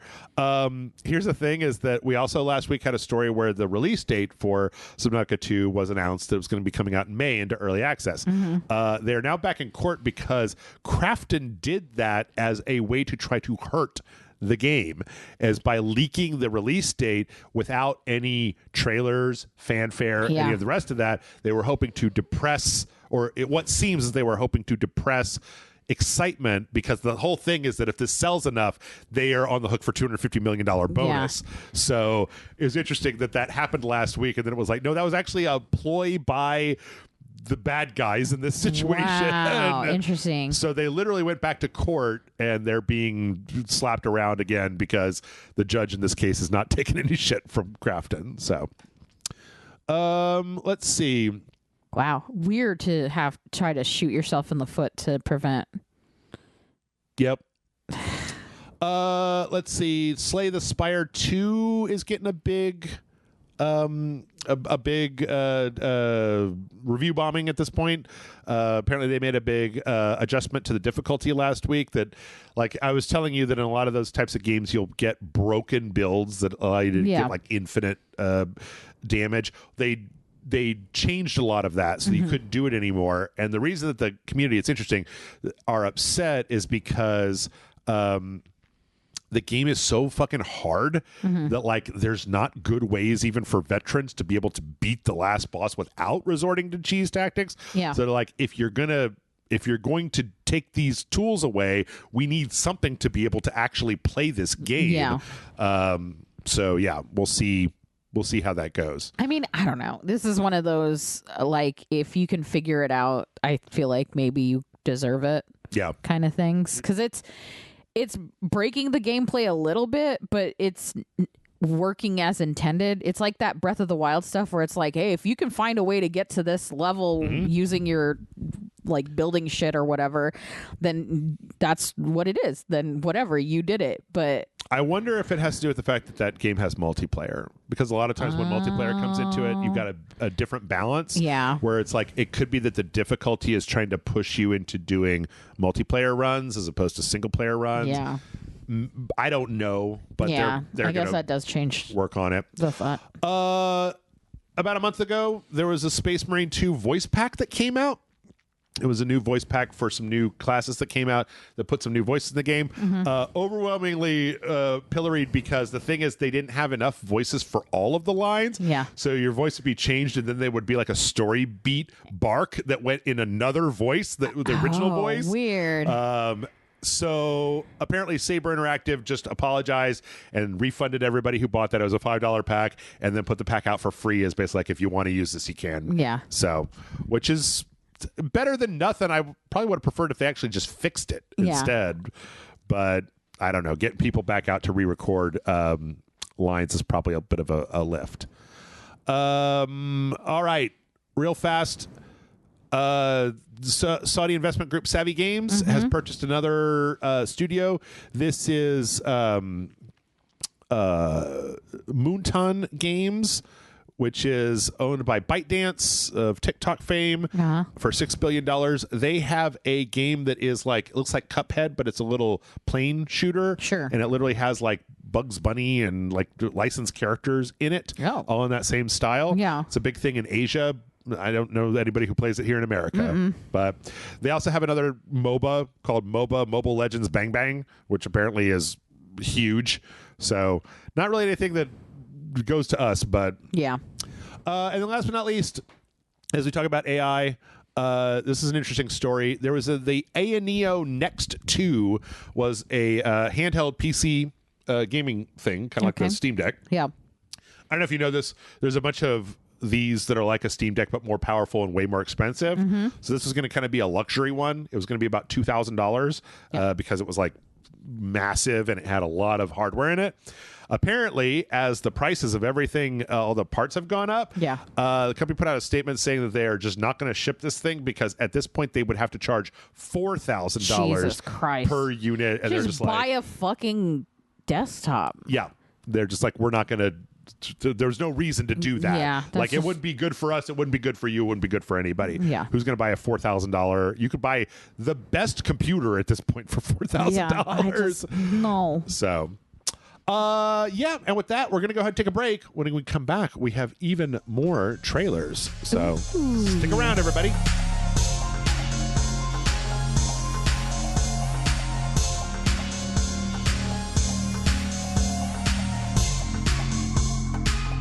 And we're back. Here we are. It's the final stretch, and that means we got the big old trailers. Everyone stand up. Yep. All right, arms distance apart, and then you touch your toe. Oh, that's the final stretch? That's the final stretch. That's the last one? Yeah, okay. you do the windmills? Yeah. We had a brief news story. There was a big Minecraft thing last week. Apparently, Minecraft is opening a chunk, is taking over a chunk of a theme park type of a thing. Oh. Sure. This is that kind of makes sense, honestly. Yeah. Minecraft's so popular. This is good. Well, it's also in Europe. This is going to be fused with the Chessington World of Adventure in London. How exciting. It's going to be called Minecraft World. It's going to have like one roller coaster and a fucking gift shop and probably some overpriced food at some point. Yeah. But in Minecraft news that you can actually play, Minecraft Dungeons 2 was announced last week with a little teaser. Never did play the Dungeons game. I played it and it was really easy to play all the way through and beat because it's like Diablo for babies. Yeah. And I was like, I'm not going to play it on hardcore. That's kind of neat though for like younger kids who like Minecraft to be able to hop in on something like that. It's also kind of weird that they haven't done more with it because I thought it did relatively well. Yeah, I did too. The trailer for it kind of goes underground to one of those little nether portals. I'm not sure exactly what that's all about because I don't play enough Minecraft to know for sure. I used to know, but that was a past life. Yeah. Shit's been around for ages. Coming out sometime this year. What the fuck is that? Hang on, we're getting distracted. Never mind. All right. Speaking of stuff coming out this year, we finally got a full-on overview and release date for Pokemon Champions. Fuck yes. So this is the new, basically just like PvP battle Pokemon game that you can play, which is so funny because I feel like people have been begging for it. I don't want it. It's it's an actual 3D game that you can play. Yeah. The most interesting thing here was like, so how do you get Pokemon? Yeah. And there are two ways to get Pokemon. One is you can transfer them into the game from Pokemon Home, so you can bring in the Pokemon from like Scarlet Violet or ZA or Arceus. Sure. And you can bring them directly into the game. The other way is once a day you can recruit a Pokemon, where it's like a random Pokemon that comes through the little forest. Okay. When you do it that way, you can use that Pokemon for 7 days. Now, and I was like, and for a small cash fee, you get to keep it. Yes. Yeah. That's how it is. So apparently, the thing is, you get victory points when you play matches, and victory points are used for clothing. You can do more daily rolls. You can keep the Pokemon that you get from the random draws. Sure. You can upgrade them. You can change their stats out in a few different ways. Yeah. You can buy like items and stuff. So that's how this thing is going to be a thing. It looks like it's going to be free to play, but there's going to be like a founders pack that gets you kind of a chunk of crap that you can do early on. It's 4v4. You get to pick like I think 8, and then you team up with the other person. You pick 4. You can pull them in and go out there. They have singles matches and doubles matches. I'm not a Pokemon, so I don't. This isn't what I like about Pokemon. So, like, the battles are the least important thing to me. To me, the funniest part of this is that this is like the 8th way that you can battle Pokemon, because there's like the trading card game, the digital trading card game, the phone trading card game, the phone other game. There's Pokemon Go. There's Pokemon Violet and Scarlet that you can play against other people. It's like, goddamn, dude, you guys have a lot of different ways to fucking fight people. They really do. Which I read, I was watching the Yahtzee review of Pokopia, and he kept talking about how, like, when there's no humans around, Pokemon are just like, hey, do you want to be my friend? Let's build a house. When there's not anybody to make a knife fight in the parking lot. None of them battle except for 2 of my bugs. They hate each other. This is fine. I mean, it's what it is. Like, I'm sure that there are plenty of people who are into this shit.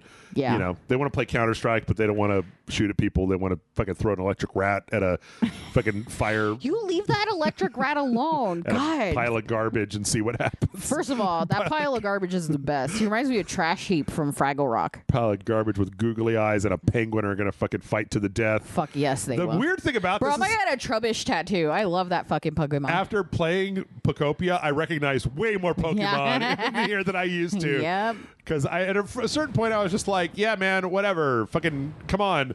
But then I was like, oh, that guy looks kind of cool. Like, I recognize that bird with the cloud on him. Yeah.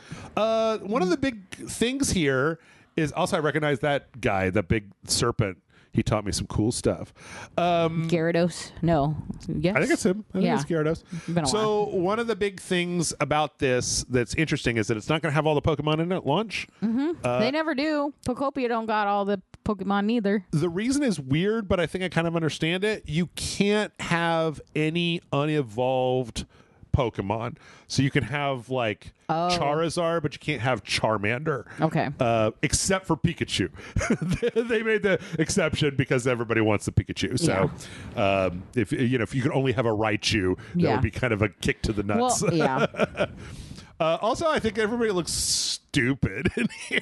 Yeah, Pokemon trainers never look cool. They look like they're going to the gym. They're looking. They're going. It's to a gym. Planet Fitness. That's what you do. You go to a gym to win a gym leader, and you get badges. Then you throw Snorlax on the fucking treadmill. Yeah. And he just fucking breaks it, and then you go home. And then he goes to sleep. Yeah. Me too, Snorlax. I never got that one that everybody wants to fuck in Pokopia. There's one that Machamp. No, the Mr. Mime. No, the green lady. This one. That chick. God, I wish I didn't name 3 Pokemon. Everybody knew already, Amanda. Everybody knew already. There was no. I'm like, this one. Yeah. Let's see. Speaking of retro throwbacks that I have no interest in, there was an announcement last week for EverQuest Legends. Oh. So this is OG, back in the day, EverQuest.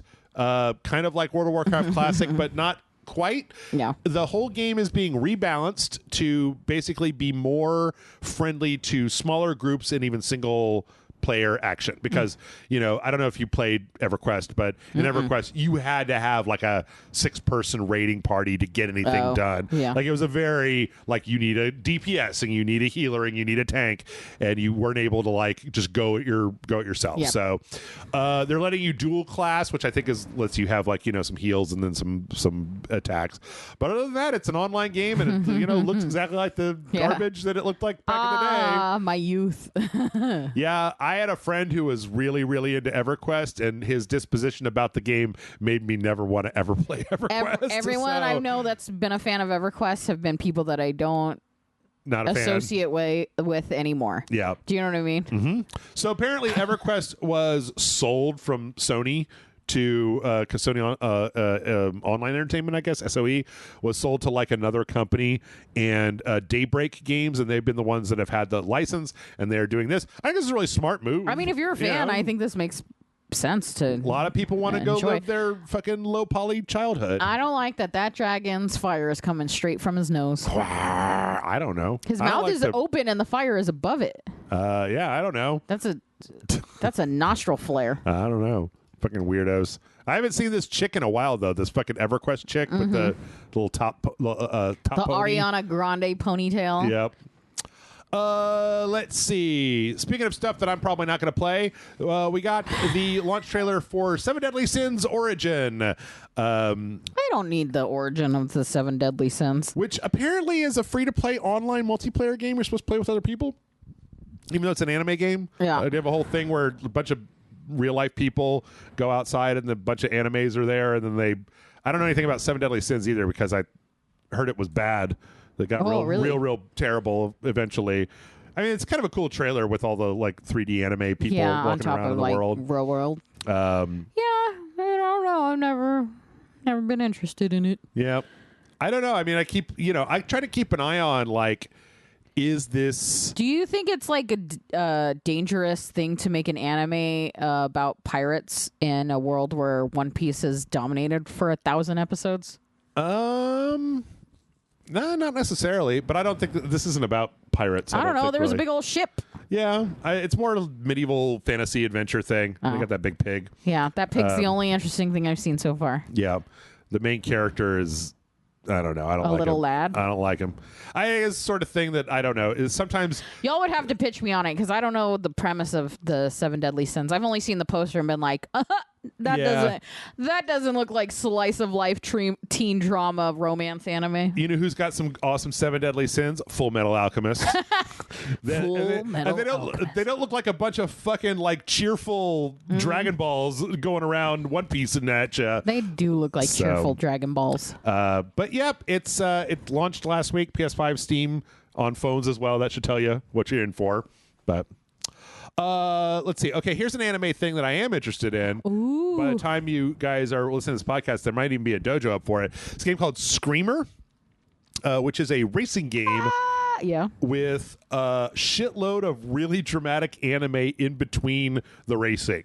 So it's like high octane, neon soaked racing with a bunch of cool cars. This sounds like the animes that John watches. But then in between, it's got what looks a lot like Hi-Fi Rush happening, and it's like some kind of. There's one scene in here, and I don't know what it is, but like it's what I assume is the main character just covered in somebody else's blood. Nice. And I'm like, all right. You know, I do like some light arcade racing, and I do like anime. So I think racing or like general sports being filled with the overdramatic anime stuff is like wildly funny to me. Yeah. Oh, like because John watches the one, right? The drift one. Yeah. It just makes me Drift? think of Redline. I loved Redline. Yeah. I need to go back and rewatch Redline. Yeah, I at some haven't point. seen it in a whole long time. But I don't know. I think this looks good. It looks good together. It's like it meshes well. Yeah, it looks interesting. If I would pitch that to John because it seems like something he would enjoy. Yeah, absolutely. That nerd. That race nerd. Let's see. From there, we got the pre-order trailer for. He doesn't even like cars. He's not even like a car guy. For NTE, aka Neverness to Everness, which is another one of these. That anime. sounds like something you just made up. Nope, it's not. I swear it's not. The opening trailer for this had a bunch of waifus driving a car around, and this one is not that much different. Apparently, this is like a third-person action game where you play as like some kind of bounty hunting witch with a bunch of witch powers. Kind of reminds me of like Bayonetta meets Grand Theft Auto in a lot of ways. That is not a bad combination. You can't drive with the hat like that because you cannot see behind you because your hat's in the fucking way. Hey, what are you gonna say? She's a victim of fashion. Yep, just bringing sweaters to punks or something. I don't know. What the fuck? This is one of those things where I'm not entirely sure what's going on, and I never have been. If you watch the first trailer, it's also unclear. Yeah. If I had the sound turned on, it's also unclear what exactly is happening here. But they do show a little bit of the actual gameplay, and or maybe they did in the other one, and I'm just remembering wrong. No, okay. Yeah, there's a little bit. Yeah. So yeah, they really are interested in this fucking lady with the hat. Yeah, her style is really funny to me. So I'm into it. Kind of a third person, kind of, I don't know, Bayonetta. Oh, yeah, I am getting Bayonetta vibes now that I'm seeing Glamour the gameplay. Bayonetta in this big world with eyeballs. Big fucking hat. And she got this like weird demons made out of like vending machines and stuff. Yeah. So yeah, I don't know. We'll see. I don't think it has a release date yet, but you can pre-order now. So exciting. Oh, April 29th. So there you go.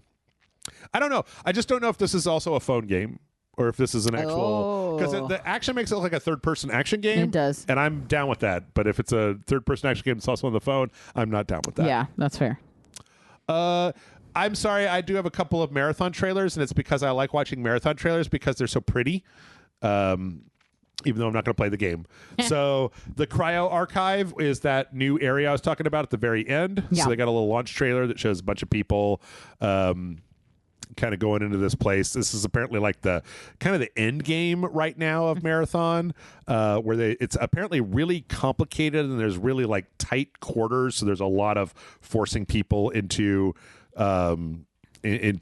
confrontation with each other. Yeah.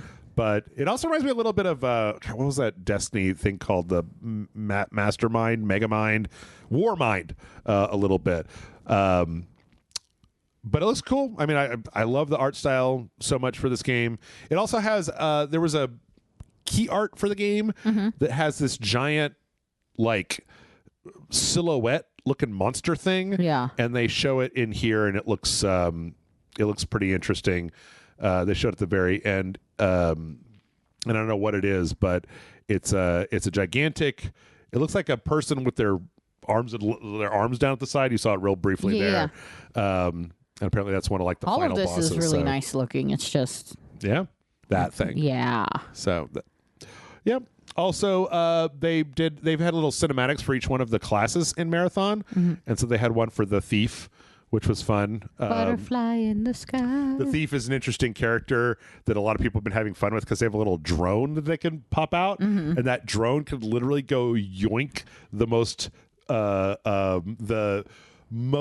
valuable item out of somebody else's inventory and then fly away with it. Ooh, like it's literally a thief.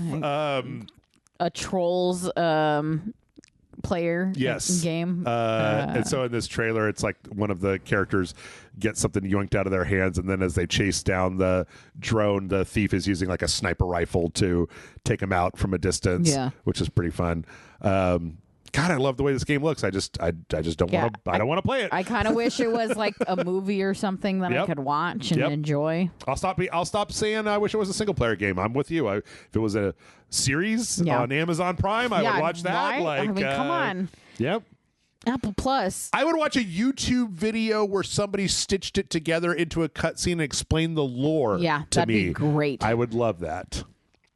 Let's see. Next up, we got Splitgate, Arena Reloaded Season 2 trailer. This was an interesting one because they came out with Splitgate 2, and there was a guy that came out of something like Game Awards or Summer Game Fest, and it said like "Make FPS Great Again" hat. And it got such backlash that Splitgate 2 failed, and so they just remastered the original Splitgate and put that out instead. God. But this is the new season. It's got some new maps and a new battle pass, new cosmetics, and new stuff. This is the game that is basically Halo Deathmatch, but with portals. Yeah.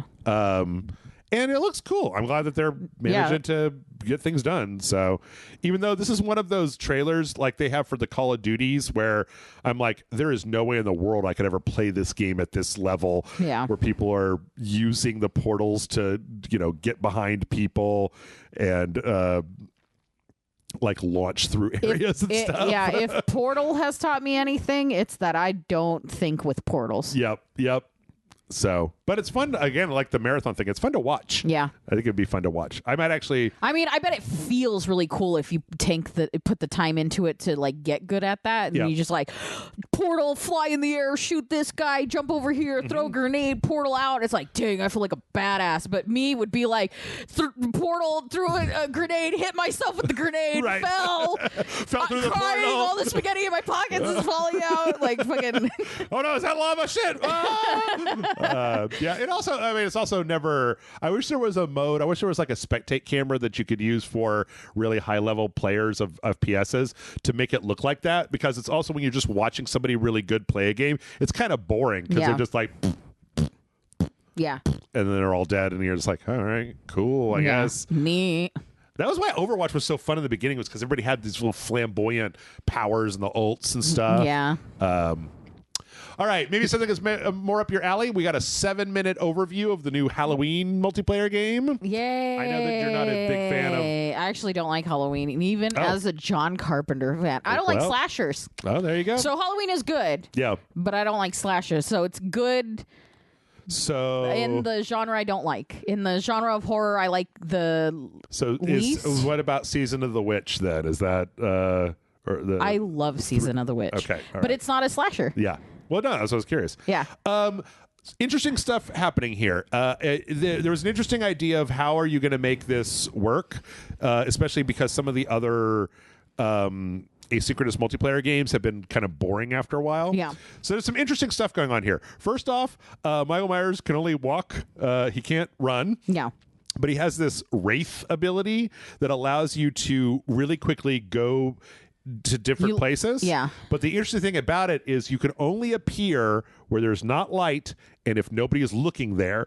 So it's kind of an interesting mechanic that literally makes you like appear behind people. Yeah, or like it. Yeah, I like that they thought this through. Yes. There's also an interesting idea where you get to prioritize some of the players, and if you take them out first you get bonuses.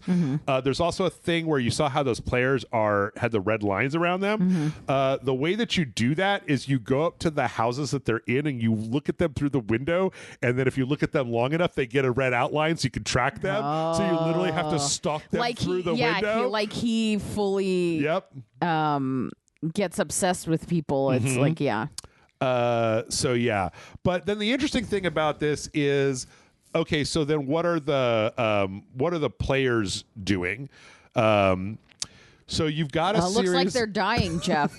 I've figured it out. Okay, but this is what's interesting about this. So what do the players do? That's the question about how do you make the other side fun? Yeah. Okay, number one. The players are trying to rescue the other citizens of Haddonfield that are controlled by AI. So they're trying to go into their houses and convince them that there's a murderer on the loose and then like take them away. Yeah. And some of the characters will have like persuasion powers to be able to get people. So the mini game to get them to go with you is like takes longer if you're not persuasive. Yeah. So that's number one. Number two, they all have the ability to pick up weapons and attack him at any point in time. Yeah. But Michael Myers cannot die. So if he gets knocked down, you could just down him for a minute so you can get away. Yes. It's they never took away the autonomy of the victims in the Halloween. Well, I mean, probably the later ones. I didn't watch all of them at some point, but also lights stun him. So if you like shine flashlights or if you turn on lights, it's like, but then he can like turn the lights off and do stuff. They've really tried to gamify like making stuff spooky. I like this much more than the other asynchronous or whatever multiplayer. Multiplayer. I don't like the other ones. I mean, like, Jason and I played the Texas Chainsaw Massacre. And it's like, well, what do you do when you're the other people? It's like you run away. You like scramble. Yeah. They're like, just run in a serpentine motion and hope he doesn't get you. But like giving them a purpose makes sense. So here's the other thing is that, and it's the same way with the Jason one where it's like, well, you're just trying to get away. Yeah. But here is interesting because again, they can down him and he can come back. But here's the more interesting thing is when you as a player get knocked out, you come back. You come back into the game as a cop with a gun. Oh. And if Michael Myers gets downed enough times, he doesn't die, but he does get put in the back of a police car and loses. Also, and I love this more than anything, you can come back as a cop or Dr. Loomis. You literally get to come back with this big pistol. Yeah. And they showed him aiming at Michael Myers, and he's like, Michael, come with me. You have to leave, Michael. And I'm like, that's great. Yeah. That's putting more mechanics in the game to a point where you're able to try to simulate what's happening in the movies more. Yeah. So when I first saw this, I mean, the game itself is a little rough looking. It's kind of got that Unreal Engine, stock Unreal Engine jank going on to it. I don't know. Maybe they throw a DLSS filter over here to make everybody look less like an automaton. God. You can also get cars and run away and stuff. But yeah, all this to me was like, oh, well, that's interesting. Like, I like the idea that there's Dr. Loomis. I like the idea that Michael has to work quickly, because if you have to kill off all of the players. So if you kill off half the players and then they come back as cops, then it starts to. But that also makes sense because more cops would show up, the more violence is happening in town. So it like still fits and doesn't feel weird. Also, I believe there was a mechanic where the more people you rescue, the higher like the alert level gets. So more NPC cops show up that you can eventually inhabit. So yeah, the idea of like you start out with Michael Myers as the like he's got the advantage, but the longer this goes on, the harder it's gonna get. And if you keep fucking around for too long, then you're gonna get fucking Loomis and the cops gun you down in the middle of the street. So. Honestly, this is whoever developed this really cared, really liked the movie. And I think this is Alphonic. I think this is the same people who made the Friday the 13th game. But so did you guys just not like the Friday the 13th or what? No, well, for that one, I think they weren't able to work on it after a certain amount of time. Because the rights got into such contention. I mean, they fucking shut that down. So let's see. Alphonic and gun. Oh, so close to my birthday. On their website, my God. Michael Myers' face follows your cursor around. Great looking at it, Michael. I do think that the eyeball holes on his mask are a little big in the model of the game. Yeah, they are. Let's see. We got a little faster here. I'm a big proponent of this Cthulhu the Cosmic Abyss game that's coming out, where you go to the bottom of the ocean. You're like a guy, and it's like a kind of a cyborg future where you go to the bottom of the ocean. They had a gameplay overview trailer where they show some of the stuff you're doing, where it seems like you're doing like this kind of investigation where you can tune, like you can look for different types of like fluids and DNA and different types of stuff. And you're trying to track down like logs. You're kind of trying to do like the Sherlock Holmes memory palace, putting together what happened here. Okay. Is this like there was an underwater research thing and he's investigating a little Event Horizon-y? We got a blip that says that it's still... We've lost connection, and then they said everything you do in the game requires like these energy pips, so doing things requires energy, and that also apparently it's a very kind of choose your own adventure where there's different endings depending on what you do. You kind of build your own story as you track down one lead or another, and then you get to come back and do it again, which I'm like, yeah, that's cool.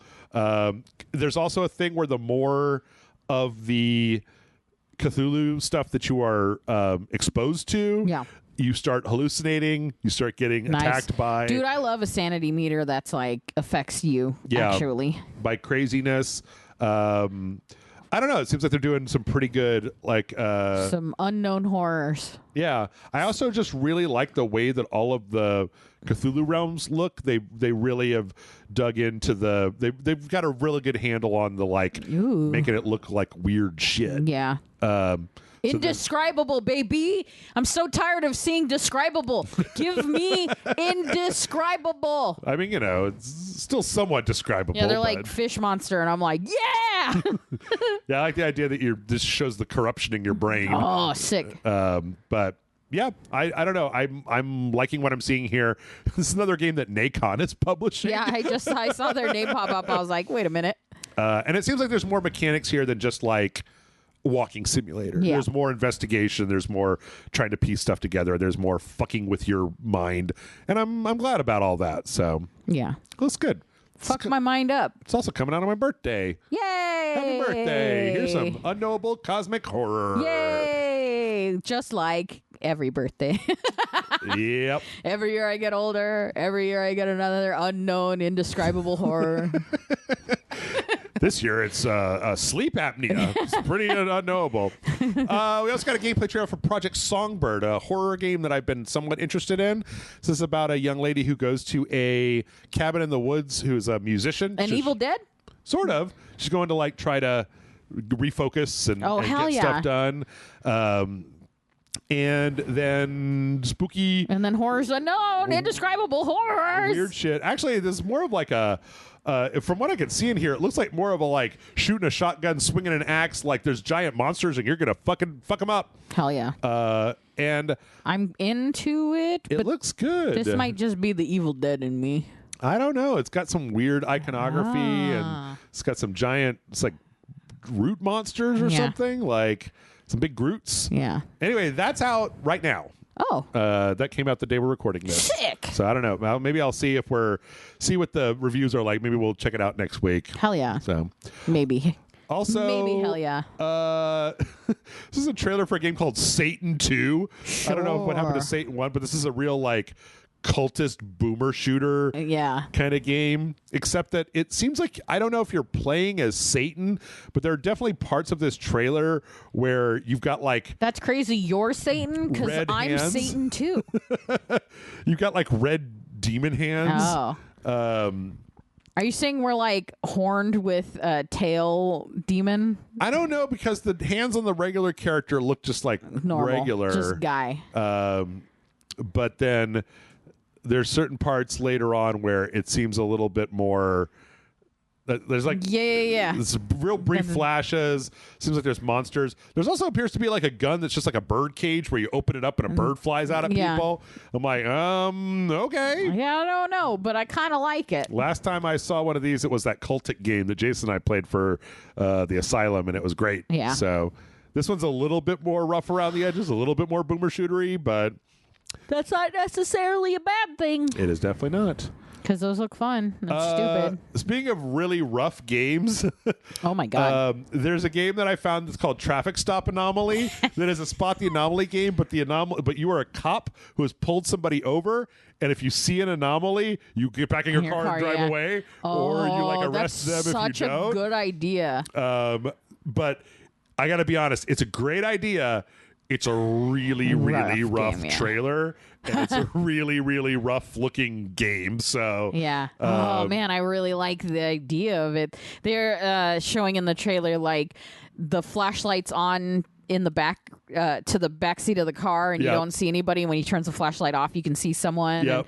And there's another one where he was looking at the person driving, and you can just see in the corner somebody like leaned under the. It's just some fun eyeballs where headlights should be. It looks great. I mean, it looks really fun. It's just the problem is it also looks incredibly low budget. It's rough, like but very. I had an idea and I downloaded Unreal Engine 5 for free. But an idea, Unreal Engine, and a dream is all you need sometimes. I mean, if it's like a cheap little whatever game, why not? It's fun. Yeah. We also got a trailer for Hoarder, which is a very strange game.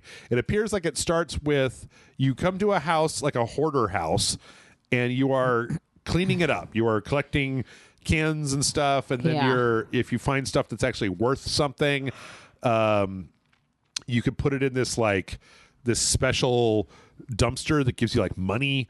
Sure. So you're some kind of like that's my eBay dumpster. Hoarder. Like you're one of those. We take out all the trash guys from the hoarder shows. Yeah. But then as time goes on, it appears that the character is going like deeper and deeper into this house until they find like this underground passageway. And there's also these weird tapes that are talking the kind of fucking Necronomicon stuff. With some spooky stuff. And then at the end of this trailer, it's like the character is in like a submarine. Like, goddamn, he is efficient with his cleaning. Doing sonar and like going between things, and I'm like, what? I don't know what this is, but I'm now much more interested in finding it out. Yeah, this is weird. At the beginning, I was like, oh, so you just clean up a hoarder house and it's also kind of spooky? Yeah. But this is like... I'm kind of into it. barotrauma or something. Yeah. And there's like this big pulsating sphincter. Yeah. And a lot of just like weird imagery. Yeah, I'm into it. Yeah. Yeah, this is one of those movies I would have rented in 1992. I also like the fact that they did a kind of A24 with triangle with the hoarder. Yeah. So yeah, that's going to come out for a bunch of different stuff. Wish list now. Let's see.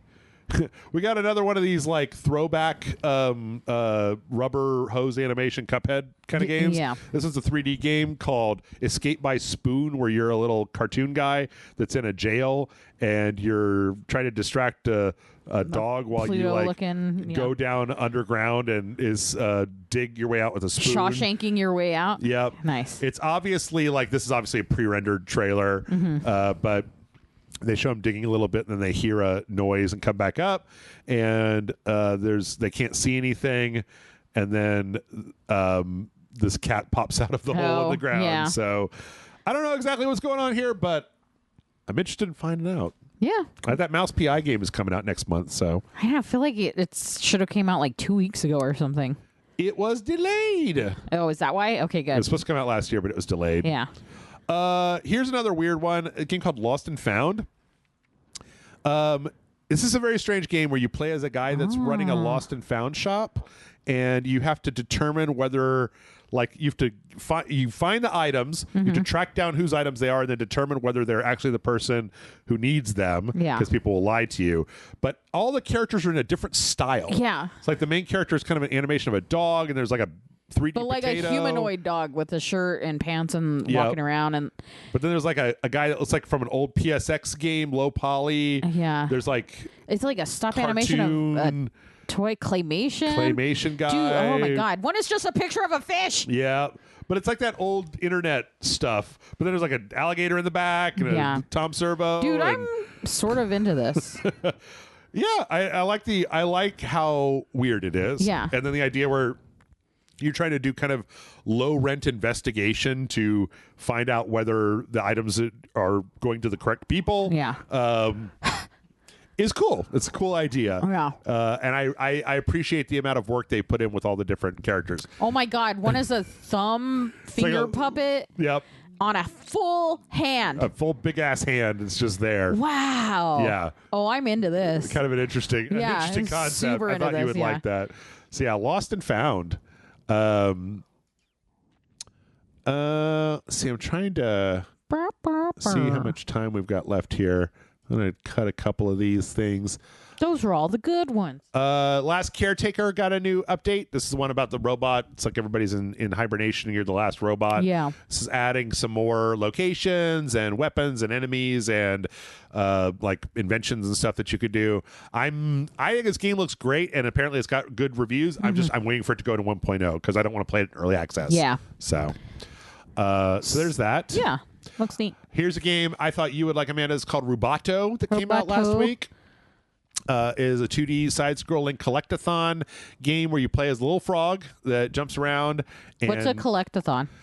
So a collectathon was like the old like Banjo-Kazooie, and where you were trying to collect like a certain number of stars or whatever in a level. I got you. But this one is real weirdly off the rails. There's like a rhythm game. There's like a driver car. There's like some kind of weird cosmic shit. Yeah, in a weird way, it reminds me of like WarioWare, where things will just change up, and it's like, this is a car that doesn't look like it belongs here, that it just drives across screen. It sounds like a kind of an ominous feel to it with like skulls and strange other stuff that keeps happening. Yeah. And so yeah, that's out right now. Rubato. Domo arigato, Mr. Roboto. We also got another Tomodachi Life stream. I've been seeing people make freaks in this game. Yeah. So I don't know that they went through a lot of... I don't know if there's a lot more information here that we hadn't seen before. I do know that they showed where you can like... you can make your me, but then also there's just like a free draw mode that you could do for whatever. They kind of go over the whole thing where, they talk, they want stuff. They make relationships. They Yeah. talk to other people and move in together. I don't know.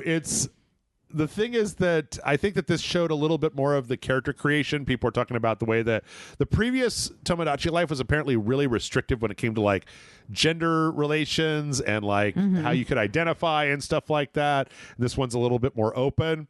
The other thing is that apparently you can't share stuff from this. They have the sharing option turned off by default. Oh. And I think I might know why, because one of the things that happened here was that they put out a demo. Because this is releasing also on my birthday. But they put out a demo and people are looking at the demo and like there's no real filter. So they have like this is a thing where two people are talking and it's like, oh, your favorite thing. And so they're talking and the one person is just like, I want to talk about cocks. Yeah. And the other person is like, I can't stop thinking about cocks. Like, so apparently there's no profanity filter. There's no. It's amazing. Like, Can't go 3 seconds without thinking about cocks. there's another one where somebody did the same thing with masturbation, and apparently it totally I've worked. seen, Like, fucking was used. I've seen fucking. Yeah. so what I'm saying is, we got to start preparing now because you and I have our work cut out for us. We got to Yes. put Amanda and Jeff Mees on this island and then make them talk about who knows what. Yeah. It's going to be awkward and it's going to be great. Yep. We're going to talk about wieners. Peak launched in Fortnite. So they're Peak skins in Fortnite now, Oh, God. even though they're They're regular. freaky. It's weird that they are regular proportioned people Yeah, they're as like- opposed to the little weirdos in Peak. Yeah, their limbs are too long. They look like teenagers now. And they can't make the heads bigger because that would make it easier to headshot them. Oh. So they have to kind of stay in the model of Fortnite. I hate it. The weird thing is that, as people have pointed out, these skins cost $20. Yeah. Fortnite costs $8. So literally to buy the set of skins in Fortnite, it costs you twice what it would cost you to play Peak, even though Peak isn't out on consoles or anything like that. So, No. yep, I don't like it. I'm not a big fan. Not after you fired 1,000 people. Yep.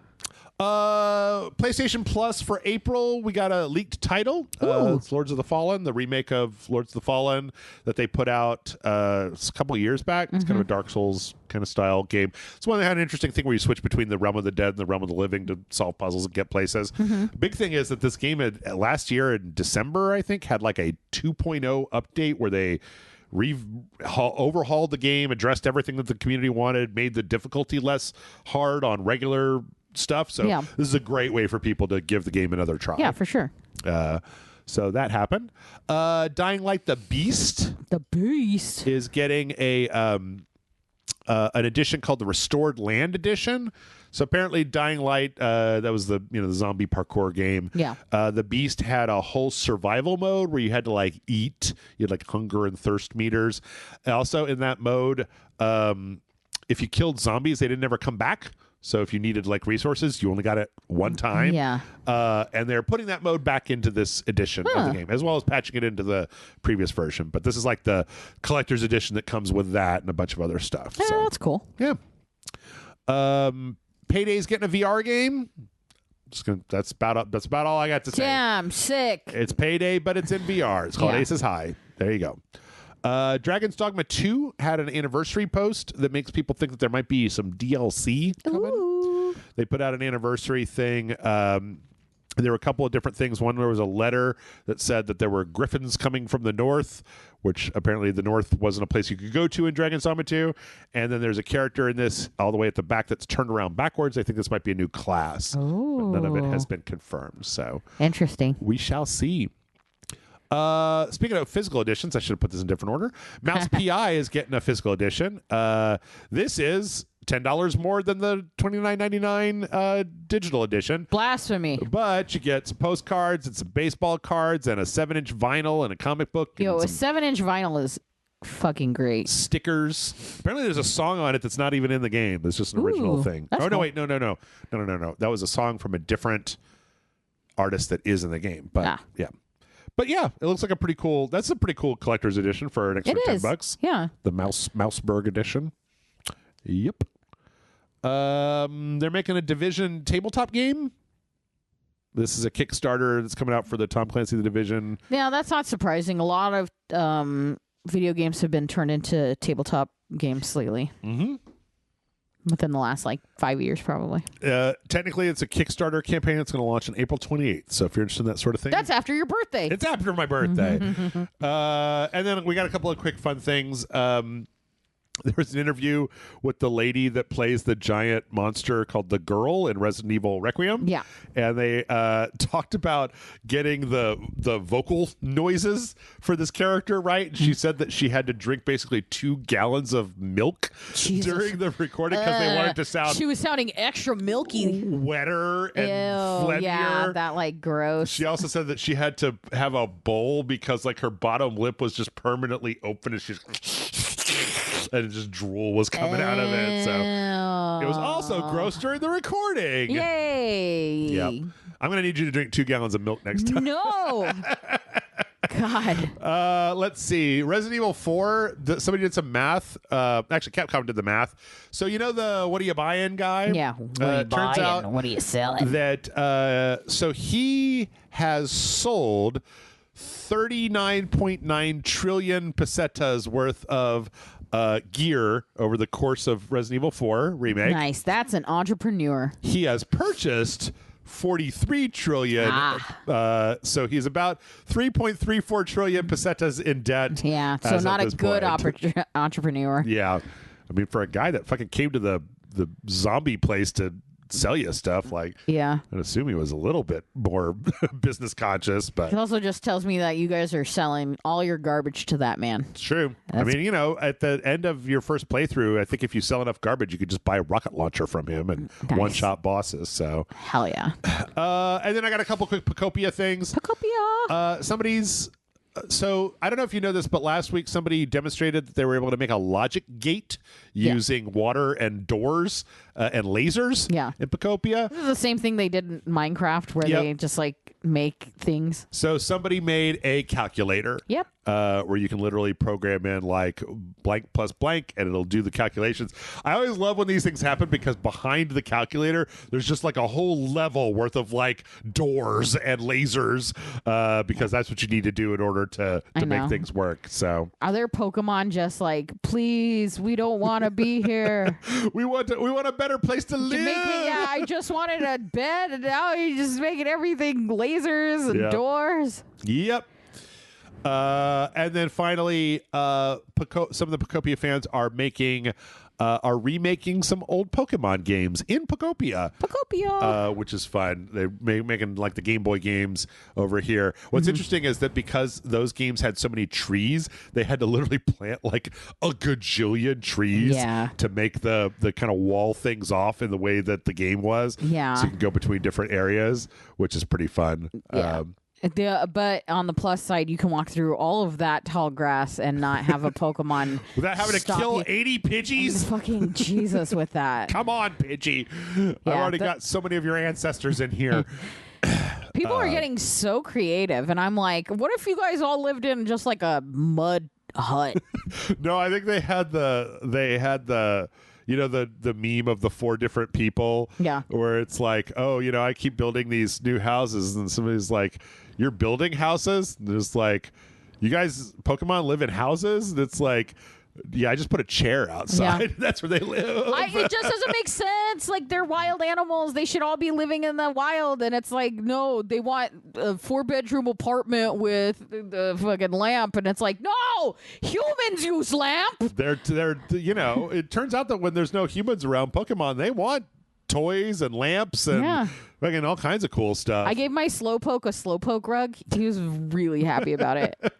I think they said if you the Mimikyu. Yeah. He's a ghost type that has the dressed like a Pikachu. That to get that one, it's the Pikachu couch with the Pikachu plush next to it, and that's how you get it to come out.